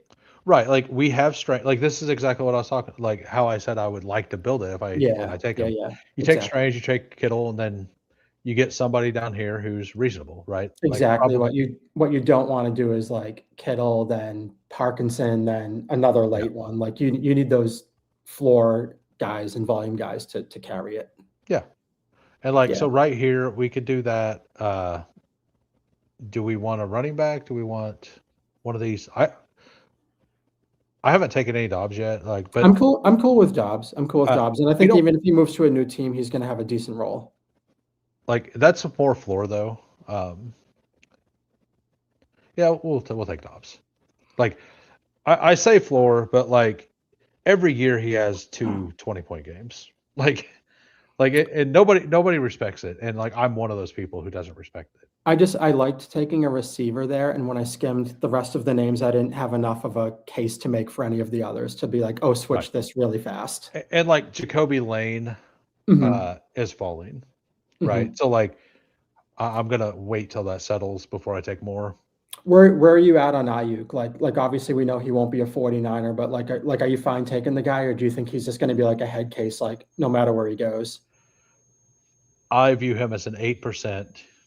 Like I I don't want to be out if he does sign somewhere. Hmm. And I definitely don't want to make a stand that he's not going to be a total idiot. I think Uh, that's kind of where I'm at too. like I feel pretty confident he's going to be a total idiot wherever he Mhm. goes. Like the man's been street racing. Like And like talent wise, like I think he's fine, but I don't think I look at this ADP like, oh, what a bargain! This guy's so good. It's like, no, I think he's fine. I think you're just mostly betting on like I hope he just doesn't bring his problems to a new team. right, and like I he's going to get a 1 year prove it deal is what's going to happen, right? I hope He's going to so. get like 1 year 20 million. Yeah. And if he proves that he's not worth it, I don't think he gets re-signed the next year. Mm. I think that he may be out of the NFL if that happens. Uh, but like I don't know a great landing spot for him unless he ends up Yeah. in Washington, and Washington doesn't have that kind of money. What if just like the Jets bring him in, which that would be like such a Jets move because they have so much cap. It's like, let's just bring in this idiot and like have him not do anything. Right. Yeah. But who knows? Who knows? I mean, the Jets would be wild. Uh, I'm, man, wor- I'm, I'm worried that's where Malik is going to land. I hope not, because I think he could be a fun fantasy player. But who? I'm worried Malik Willis could land there Oh, if they yeah. throw the entire pile at him to bring him in. But we'll see. Mike Robb thinks he seems like a saint. I maybe like I understand. Like I honestly get the feeling like just Mm, like how he feels like as a player. mm. By the way, I'm going to look up in another because I think the fan speak's going live here very shortly, Oh, and okay. then I want to set that up to shout them out whenever it goes live or whenever we're done. I think we'll be like 5 minutes into their stream or something by the time 5 to 10 minutes. I love the Sibling Showdown. It's such a good show. I like that one too. Yeah. It was actually that was the show that got me hooked on the Fanspeak. All right, That was one of the first streams I found actually. all right, so here, do we want to go with I think we need an RB. I agree with that. I think you and I will probably agree with who we want here. and you're probably not going to think we're going to agree because it's a player I've kind of been outspoken about in previous, but like I didn't like him last year at all going in best ball, and everybody was all in love with this guy. I feel like I might know who it is, but we'll. Yeah, and Jonathan Brooks. Early, but I assume Thad likes this player though. We'll see if he takes him. There he goes. Thad took the player. Yeah, so I think like I'm fine with Rashad White here. Do we want to double tap? Do we want to take Adonai Mitchell or Jacoby Lane or Barner even? I like taking running back first. Let's like lock that up because we definitely need to leave. We'll just take the free agent guy, the other free agent. So one of these two guys should get a good landing spot, right? Yeah. Like, and they're both pretty cheap. And I haven't been able to get to a whole lot of Likely. Like, is this the kind of team you like Likely on? I'm totally fine with it because I think he could find a decent landing spot and has nice upside. I actually have Terrence Ferguson rated quite high, but we've already. I think we took a two drafts. We definitely did on one. We might have done it on both. Yeah, I can't remember for sure. Meg is always 5 minutes late. You should be good.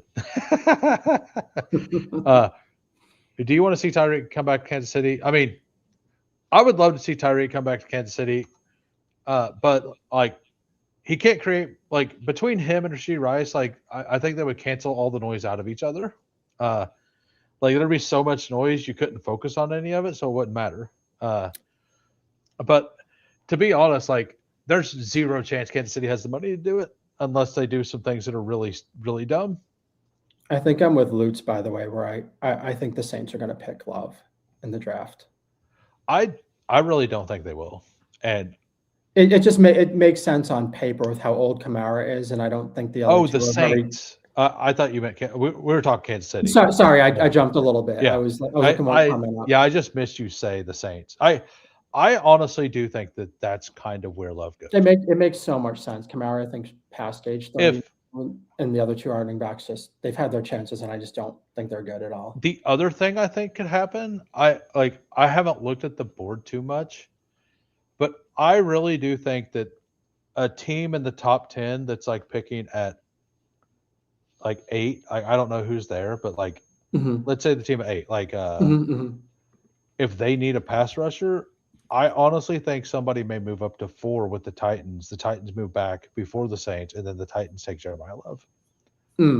Like, I think that's like I don't think the Titans would take Jeremiah Love at that pick, but I do think that if the Saints, like the Titans, know they need to make some moves, right? Yeah. The Saints are at 8, so like at 7. Like if they were to move back at 7, like or that they would move back to 9, whoever's at 9, and if the Saints don't take Love, they just take him. And if like they're like, okay, it's out of our hands. We either get him or we don't. Yeah, right? 7, 8, 9 is Commanders, Saints, Chiefs in that order. Which I think is the Love, which I think is actual the Love pocket with where he might land. Okay, who's at 6? That's Cleveland. So there's no reason at all they should take him with Judkins, obviously. Well, there's no reason they should trade up for at least for defensive end. And like this, like 3 of the top like 5 prospects are supposedly like defensive ends. One of them, by the way, Akeem Mesidor, was coached by Big Draft Energy in high school, I believe. Oh, cool. Very cool. And Big Draft Energy, because I asked him about it yesterday. I was like, who was it that you coached? I believe he's one of the top 5 prospects. I think. All right, so to this team again, I need to stop taking Claiborne. Like I don't even know he's a good pick, but he is a boom bust pick. If Jones came off, I'm going to say QB's pretty bleak once again, like you'd expect. Yeah. Okay. That's fine. We have 2 serviceable ones. I've actually taken Aaron Rodgers with Gainwell before. I think that McCarthy going there, like I get this weird feeling we're just seeing Aaron Rodgers again. Like I don't like it. I don't like it at all. Do you want to take a Torrey Horton upside swing with him still Yes. being here? I'm good. I think I'm good with that. Yeah, like Torrey Horton was one of my bigger exposures until I find out that they're probably going to have the money to sign Shaheed. But like, if an injury happens to JSN or Shaheed, like he's probably cooking, right? And like, we're not looking for guaranteed starters at this point. Yeah, running back seems like the move. Yeah. Is Bigsby valuable to you, or do you have a preference, like someone else, like maybe Keaton Mitchell for an I upside? haven't drafted him yet, but we can do it. Okay, yeah, we can do it. Like, I like him as a player. And we haven't taken a single rookie. yeah. I don't mind Tank, productive, and then Yeah. like I said, not that I try to project for injuries, but you ask yourself like who are some of the prime handcuff candidates, and it's the Barkley touches just keep piling up. This is what I want. I want Kansas City to move back. Trade down. Because I want to draft a left tackle or a right tackle. Mm-hmm. I haven't looked at what's there, but like if there's a good right tackle prospect, like I want him. But right tackle prospects usually don't go top 10. That's usually left tackle prospects. Joe Alt was different because he is a left tackle prospect, but the team that took him just had a Pro Bowl left tackle, right? Like, so it's fine. So I'm pretty in on that. If Love is on the board for them, what percentage of a chance would you give them of actually picking him? You think it's pretty low, right? It depends on what's available. Yeah. I think if Kansas City takes Love, it's because we trade down and then take Love. And if that happens, I probably don't hate it as much. I don't think Kansas City's going to sit at 9 and take Love. Okay. Like, so name the last time a winning team took a running back in the top 15 picks and it was successful. There's one. And it was a pick everybody thought was crazy. I mean, that was Jahmyr Gibbs. But like other than that, that was like everything else hit. All the other teams that take the early running backs, like going all the way back to like Zeke. Yeah. It's all been absolute crap. Like total crap. Like you just like all of these players that like the team the next year has been bad. Right. Yeah, like I think T. Rich had a good rookie year, but then the wheels totally came off, and it's like, but the team was still bad. Yeah, I was going to say that too. It's like they don't even help you win that many games and improve exactly. to begin with. Yeah, and like the worst, like, and I think Kansas City, like I think Veach is smart enough to realize this. If we're going to be a bad team, and like last year we were a bad team, right? Yeah. If we're going to be a bad team, the worst position to get is a great running back because a great running back will keep you in games. And if you're going to be bad, you should be bad. Yeah. So that's why I think I respect Veach enough to understand that kind of stuff. That are you trying to say Leonard Fournette at 4 was a bad price? Like, yeah, like Leonard Fournette, like Zeke, Saquon Barkley. Like, I'm not saying that he was a bad player, but yeah, Barkley's an amazing player. But what does he do? Add maybe like 2 wins to your team, which makes you worse because you're the Giants. Yep. And like, how did that work out for the Giants? Really bad. How did it work out for the Cowboys? The Cowboys ended up being good. Like, it was like 3 or 4 years later after Zeke. Like, I think the rookie year with Zeke, like, maybe I'm wrong there. Maybe that one, maybe they did have some more wins. So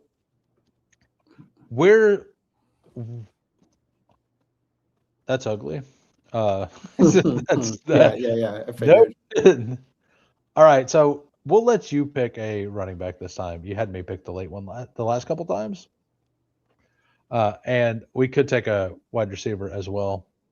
I mean, I haven't taken Mims yet, but that's a really good price. Thad takes Cooper. That's the other. Don't mind Mims. Don't mind Bash. The others I'm kind of lukewarm on. Good with Mims. We'll take Mims. Yeah, it's my first. He's got to be in super cheap. Yeah, Did it hated the ADP last year? This is like, even if it doesn't work, who Perfectly fine. cares? Yep. So random question for you. Mhm. How out are you on LeQuint Allen as a 18th round pick or 20th round pick? Not totally out. I was going to throw out Mike Washington Jr. as a name just because you mentioned him earlier. I was like, what I if mean, we we took him what if we earlier. just fire at a rookie? I mean, we took him earlier too. Oh, We we took did. him and Hemby. But like, I think the rookies that are draftable at this point are like Adam Randall and Mike Washington and Roman Hemby. I think Yeah. it's just those guys. Yeah. I really, really like Seth McGowan. I think is almost worth a click. A guy I love, but haven't taken yet, or I've taken once, is Terry and Stewart. Hmm. Terry, Are you totally out on Jaden Blue as a year two guy? Like, do you think he just won't get on the field? I'll probably take him on a DAC stack or something. That's how I think I'll treat it too. Yeah, I didn't like him last year, so it's just. I let people talk me into that a little bit. I Like didn't mind him when he I was ended up with cheap, like but 5%.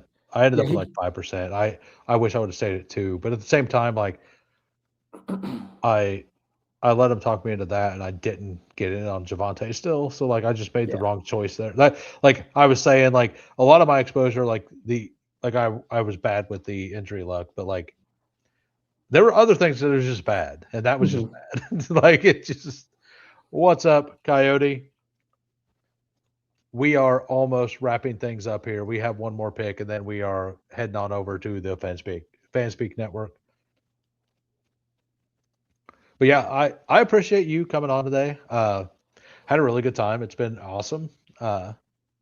Like getting to talk to you in person. Like it kind of went as smooth as I expected it to be. Like we're both It's pretty good. laid back, both like to Yeah, for sure. poke fun at things. Yeah, we have dry senses of humor, so in Discord, I think the tones can be, Yeah. but I think we both know we're always kidding. But Well- yeah, we're laid back in general, and I definitely appreciate you inviting me on. I think the community understands that I'm like 99% like I'll say some stuff, but like it's just to Yeah. get a rise. Yeah. Like Peppertony the same way. But yeah, next week for the Who's Crew stream, we will have Lutz on. I look forward to that as well. Me too. In case if you guys like this episode, please say something in the comments afterwards. I think it'll be fun having an extended episode with members from the community. So I mean, mostly so everybody can get to know everybody on a different level. Like I think it'll be really good for everything. Lutz being on will be like what, me confronting my bully, where he's always telling me to stop drafting. I'm assuming the face of my bully. I assume you're going to make an appearance in that draft. Perhaps not. If I do, I'd be so tempted to snipe every pick just for the reaction, but I'll play nice. Lee, just take every quarterback except Jackson Dart. I'd be like, me lighting a $10 entry on fire might be worth it. So where are you at on like randomly throwing in, and this isn't the team for it, but like randomly throwing in Tua and stuff? Like I don't think this is the team for it, but like. And so what do you think we need? Do you think we need another running back or another wide receiver? I kind of think a receiver upside guy, right? Like Brazil's still here too. I think Brazil's still here. This Skylar Bell I haven't taken yet, and I think he's a good like late possibility. I don't know anything about this Antonio Williams guy aside from he was like a 1 week mock draft riser as well, but I also think he's mocked to go in like round 4 or 5, so it probably doesn't mean much overall. Right. Or we could just take the double stack. I don't mind that. I wouldn't mind hearing Pepper Tony's take on Bateman and like why that guy just got shadow realmed last year. Like if he thinks that's just a thing, or maybe part of Lamar just not. We could take Devontae Walker too. I think I'd still rather go with Bateman over Walker if we're going to choose, Let's do that. Yeah. Continue not to have rookies. Let's do it. I know. I've only done 5 drafts and I have like 1 rookie total. I'm like, I don't think this is the way this contest is supposed to work. Right, well, we got my question. My next video is going to be on him. I don't think it's going to be as good as the the Trig one. Trig has some awesome highlights, but I will definitely be working on. Like I have it in the hopper. I just got to find the music right now. But we got Lamar Jackson. We have Trevor Lawrence, Jahmyr Gibbs, Chase Brown, Gainwell, Rashad White, Tank Bigsby, Mike Washington. Wide receivers: T. Higgins, Zay Flowers, Parker Washington, stacked up. Both of them stacked up. Khalil Shakir, Godwin, Dobbs, Horton, Mims, Bateman. Tight ends: Brenton Strange, George Kittle, and Isaiah Likely. This is exactly how I want all my Kittle teams to look. Same. Like Same. number one, we got 15 picks discount. I kind of think Kittle's going to end up being like this is going to be like his actual ADP Yeah, I could see that. in the big board, and I think if we get confirmation he's going to be out like 8 to 10 weeks, I think in like he'll be like a last round pick later. I just like Strange a lot too. Like I think that's a guy who could beat his ADP at a pretty high frequency. Let me look at the people who are in here. Reviewed Thad's team earlier. Reviewed Peanuts, Bryson's, Lutz. We need to go through Fancy Dog and Fossil's team. We will go through Fancy Dog's team first. 5 quarterbacks. I saw him put a teaser in chat. He said something like 5 QBs, no correlation, hard to do. Yeah, Fancy Dog's the man. Yeah, he's really fun. He's also not like I think he said something a while back about I think he's going to respect ADP slightly more because he had zero respect last year. Fernanda Mendoza, Malik Willis, Jacoby Brissett, Shadur. That pick was for you, and Marcus Mariota. Running backs: Jonathan Taylor, Derrick Henry, Tyler Algier, Jordan Mason, Joe Mixon. That's pretty thin.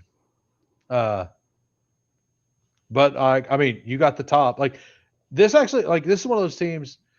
It feels thin because we're drafting 20 rounds right now. But if this was an 18 round draft, like that actually feels perfectly fine, right? Yeah. Wide receivers: Rice, Adams, McLaurin, Evans, Alec Pierce, Pittman, and DJ Moore. So I think where Pierce or Pittman went was probably the move to like beef up running back a little more or to like go QB there would be my feedback. Yeah. I mean, this is a very solid, like I do think that one of those picks should have been a running back of some sort, but you have to look at the board to see what happened, right? Definitely. And then Andrews, Juwan Johnson, and Chig, like you managed to get zero correlation. That is an absolute feat. Well done, Fantasy Dog. That may never be done again. 5 quarterbacks, no correlation. The question is can you miss the correlation when Mariota, Brissett, and Willis find teams? Like that is true. That is true. If you miss, then we're absolutely cooking with gas. Yikes! Thanks. Okay. Unique, absolutely unique. So we have Fossil, and it got a 3.683. Jalen Hurts, Kyler, Michael Penix, Saquon Barkley, Travion, Ramondre. I like that. I've not done it yet, but I do think that I'll mix this in for sure. The double, like, I think you just want parts of New England running game. What do you think? I think so too. I think initially the ADPs being so close together made me reluctant to pair them, but when you draft 150 times, like I don't mind doing it a couple. I just don't want to overdo it. No, I'm probably not gonna. I'll probably do it once. But I like the way that the running back room was constructed overall in terms of where guys got picked. Yeah, like then Tony Pollard, Aaron Jones, Brashard Smith. Yep. Not a player I like. I think he's a really fine pick. I just think he's going to get replaced. Amon-Ra, J-Mo, he didn't get the double. Mm-hmm. Jordan Addison, Jalen Coker, Casey Concepcion, Tyreek, Adonai, Mooney. This is a really, really good team so far. And then Tyler Warren, Pat Freiermuth, and Evan Ingram. So you have your running back and quarterback stack, which is perfectly fine. Saquon caught more balls last year. You have Kyler, who could end up in Minnesota, honestly. Like, there is an out for that. He could end up in Miami. How funny would it be if Kyler and Tua just switch spots. Like I've heard that a couple times. You have Penix there, like with Mooney. Like I think the Penix Mooney thing is going to be done a lot because Mooney's just so free. Mhm. Yeah, that's a very well constructed team. But thanks for coming on. We'll have to do some other stuff later. I'm sure I'll reach out at some point and have you on again. I had a really good time. I look forward to next week as well. Yeah, I did too. Thank you so much for inviting me. It's been a pleasure getting to know you, getting to know all you guys in the chat, going back to last off season. And yeah, it's been really nice. So thank you. All right. So that is it. I'm going to hit the intro. But while I do that, I believe this is the fan speak. When the video is done, click that and go to watch fan speak, Sibling Showdown. I'll see everybody. I'll be on tomorrow. I'm not sure exactly what time. Like on Fridays, now that maybe the next 2 weeks I'll be able to stream, but it'll be later in the evening. Have a great night. Peace. Hey, we're grinding through the torment. High volume, no management. Taming souls indecent. Grinding drafts through the abyss, no rest in our veins. Feel striking like lightning, flooding endless pains from late season voids. He's dropping all the flames. Bestball, Degens unite, shattering the chains. Old school lobby stacking fury, derailing trendy trains. Who is commanding the storm etched in our brains? Who has thunder in the names, claiming all the kills, flames, names, games.